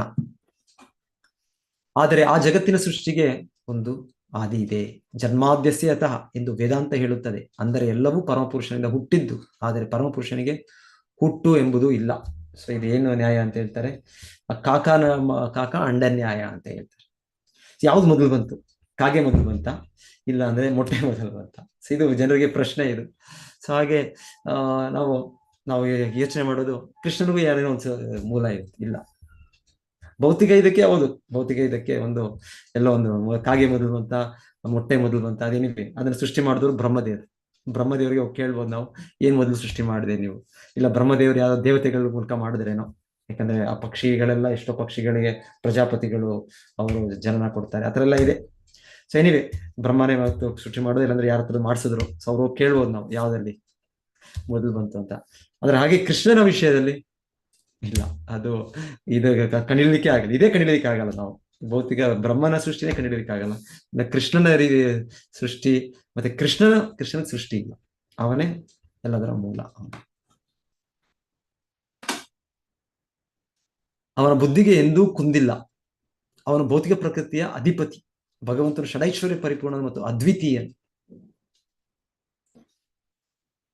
ಅವನು ಇಡೀ ಸೃಷ್ಟಿಯ ಪರಿಪಾಲಕನಾದರೂ ಯಾವುದಕ್ಕೂ ಅಂಟಿಲ್ಲ ಭಗವಂತನಿಗೆ. ಯಾವ ಬಂಧನ ಇಲ್ಲ, ಅವನಿಗೆ ಸಂಪೂರ್ಣ ವೈರಾಗ್ಯ ಭಾವ ಕೃಷ್ಣನಿಗೆ. ವೇದಗಳಲ್ಲಿ ಹೀಗೆ ಹೇಳಿದೆ, ನಿತ್ಯೋ ನಿತ್ಯಾನಾಂ ಚೇತನಶ್ಚೇತನಾನಾಂ. ಭಗವಂತನು ಪರಮ ಪರಿಪಾಲಕ. ಭಗವಂತನಿಗೆ ಯಜ್ಞ ಯಾಗಾದಿಗಳನ್ನು ಮಾಡಿ ಸೇವೆ ಸಲ್ಲಿಸುವುದು ಜೀವಿಯ ಕರ್ತವ್ಯ. ಸೊ ನಮ್ಮ ಕರ್ತವ್ಯ ಏನು? ಕರ್ತವ್ಯ ಕೃಷ್ಣ ಸೇವೆ ಮಾಡಬೇಕು. ಹೇಗೆ ಸೇವೆ ಮಾಡಬೇಕು? ಏಕೆಂದ್ರೆ ಎಲ್ಲ ಯಜ್ಞಗಳ ಫಲವನ್ನು ಹಕ್ಕಿನಿಂದ ಅನುಭವಿಸುವನು ಆ ಭಗವಂತನೇ, ಹಕ್ಕಿನಿಂದ. So naturally proprietor. ಭೋಕ್ತಾರಂ ಯಜ್ಞ ತಪಸ್ಸಾಂ ಸರ್ವಲೋಕಮಹೇಶ್ವರಂ ಸುಹೃದಂ ಸರ್ವಭೂತಾನಾಂ ಜ್ಞಾತ್ವಾ ಮಾಂ ಶಾಂತಿ ಮೃಚ್ಛತಿ. ಆ ಭಗವಂತನೇ. ಆದ್ದರಿಂದ ಪ್ರತಿಯೊಬ್ಬನು ತನ್ನ ಜೀವ. ಸೊ ನಮ್ಮ ಕರ್ತವ್ಯ ನಮ್ಮ ಜೀವವನ್ನು ಸಂಪೂರ್ಣವಾಗಿ ಕೃಷ್ಣನಿಗೆ ಅರ್ಪಣೆ ಮಾಡಬೇಕು. ನಾವು ಇಹಾಯಸ್ಯ ಹರೇರ್ದಾಸ್ಯೆ ಕರ್ಮಣ ಮನಸ್ಸಾಗಿರ ನಿಖಿಲೇಶು ಅಪಿ ಅವಿಸ್ತಾಸು ಜೀವನ್ ಮುಕ್ತ ಸ ಉಚ್ಯತೆ. ಸೊ ನಮ್ಮಲ್ಲಿ ಏನೇನಿದೆ? ನಾನು ಆತ್ಮ, ನನಗೆ ಈ ದೇಹ ಸಿಕ್ಕಿದೆ, ನನಗೆ ಈ ಮನಸ್ಸಿದೆ, ನನಗೆ ಇದರ ಜೊತೆಗೆ ನನಗೆ ನನ್ನ ಕುಟುಂಬ ಇದೆ, ಮತ್ತೆ ನಾನು ಸಂಪಾದನೆ ಮಾಡಿದ ಇದು ಆರ್ಥಿಕ ಇದು ಇದೆ. ಏನಿದ್ರು ಯಾರು ಹೇಳ್ತಾರೆ, ಭಕ್ತಿವಿನೋದ್ ಠಾಕೂರ್ ಹೇಳ್ತಾರೆ, ಅರ್ಪಿತು ತುವಾಪದೇ ನಂದಕಿಶೋರ ಮಾನಸ ದೇಹ ಗೇಹ ಯೋ ಕಿಚು ಮೋರ. ಸೊ ಹೇಳ್ತಾರೆ, ನನಗೆ ಮನಸ್ಸಿದೆ ಕೃಷ್ಣ, ನಾನು ನಿನಗೆ ಅರ್ಪಿಸ್ತೇನೆ. ದೇಹ ಇದೆ, ನನ್ನ ದೇಹ ಇದೆ. ಸೊ ಇದು ನನ್ನದಲ್ಲ, ಈ ಮನಸ್ಸು, ಈ ದೇಹ ನನ್ನದಲ್ಲ, ಇದು ನಿನ್ನದು. ಇದು ಮಾನಸ ದೇಹ ಗೇಹ ಅಂದ್ರೆ ನನ್ನ ಕುಟುಂಬ, ಇದು ಕೂಡ ನನ್ನದಲ್ಲ. ನಾನು ಅನ್ಕೊಳ್ತಾ ಇದ್ದೀನಿ ನನ್ನ ಕುಟುಂಬ, ನನ್ನ ಹೆಂಡತಿ, ನನ್ನ ಗಂಡ, ನನ್ನ ಮಗು, ನನ್ನ ಮೊಮ್ಮಕ್ಕಳು, ನನ್ನ ಮನೆ, ನನ್ನ ಆಸ್ತಿ ಇಲ್ಲ. ಇದೆಲ್ಲವೂ ಕೂಡ ಎಲ್ಲ ಕೃಷ್ಣನಿಗೆ ಸೇರಿತು. ಮಾನಸ ದೇಹ ಗೇಹ ಯೋ ಕಿಚು ಮೋರ, ಏನ್ ನಂದು ಅಂತಿದ್ರು ಅದೆಲ್ಲ ಕೃಷ್ಣ, ನನ್ನದಲ್ಲ. ಅದು ಅರ್ಪಿತು ತುವಾಪದೇ ನಂದಕಿಶೋರ, ನಾನೆಲ್ಲವನ್ನು ನಿನ್ನ ಪಾದಗಳಿಗೆ ಸಮರ್ಪಿಸುತ್ತೇನೆ.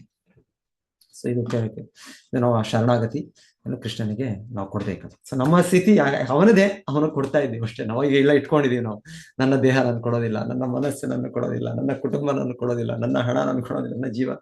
ಸೊ ನಾವು ಭೌತಿಕ ಬದ್ಧ ಜೀವಿ ಅಂದ್ರೆ ನನ್ನದು ಅಂತ ನಾವು ಇಟ್ಕೊಂಡಿದ್ವಿ. ಇಲ್ಲ, ನಾನು ಸೇರಿದಂತೆ ನನ್ನದು ಎಲ್ಲವೂ ಕೂಡ ಕೃಷ್ಣನಿಗೆ ಸಮರ್ಪಣೆ ಮಾಡಬೇಕು. ಅದು ನನ್ನ ಸಹಜ ಸ್ಥಿತಿ. ಜೀವಿಗಳ ಮೂಲ ಸಹಜ ಸ್ವರೂಪ ಅದೇ. ಸಾಮಾನ್ಯ ವ್ಯಕ್ತಿಯೊಬ್ಬನ ನಿದ್ದೆಯನ್ನು ದೇವೋತ್ತಮ ಪರಮಪುರುಷನ ಕಾರಣ ಸಾಗರದಲ್ಲಿನ ನಿದ್ದೆಗೆ ಹೋಲಿಸಲೇಬಾರದು. ಜೀವಿಯು ಯಾವುದೇ ಘಟ್ಟದಲ್ಲಿ ಪರಮಪುರುಷನಿಗೆ ಹೋಲಿಕೆ ಆಗಲಾರ. ಮಾಯವಾದಿಗಳು ಇವುಗಳಿಗೆಲ್ಲ ಹೊಂದಿಕೊಳ್ಳಲಾಗದೆ ಅದ್ವೈತವಾದ ಅಥವಾ ಶೂನ್ಯವಾದ ಸಿದ್ಧಾಂತಕ್ಕೆ ಬರುತ್ತಾರೆ. ಹರೇ ಕೃಷ್ಣ. ಎಲ್ಲರಿಗೂ ಧನ್ಯವಾದಗಳು. ಯಾರಾದ್ರೂ ಏನಾದರೂ ಸೇರಿಸ್ತೀರಾ? ಯಾರಾದ್ರೂ ಪ್ರಶ್ನೆಗಳೇನಾಗಿದ್ರೆ ಹೇಳ್ಬೋದು.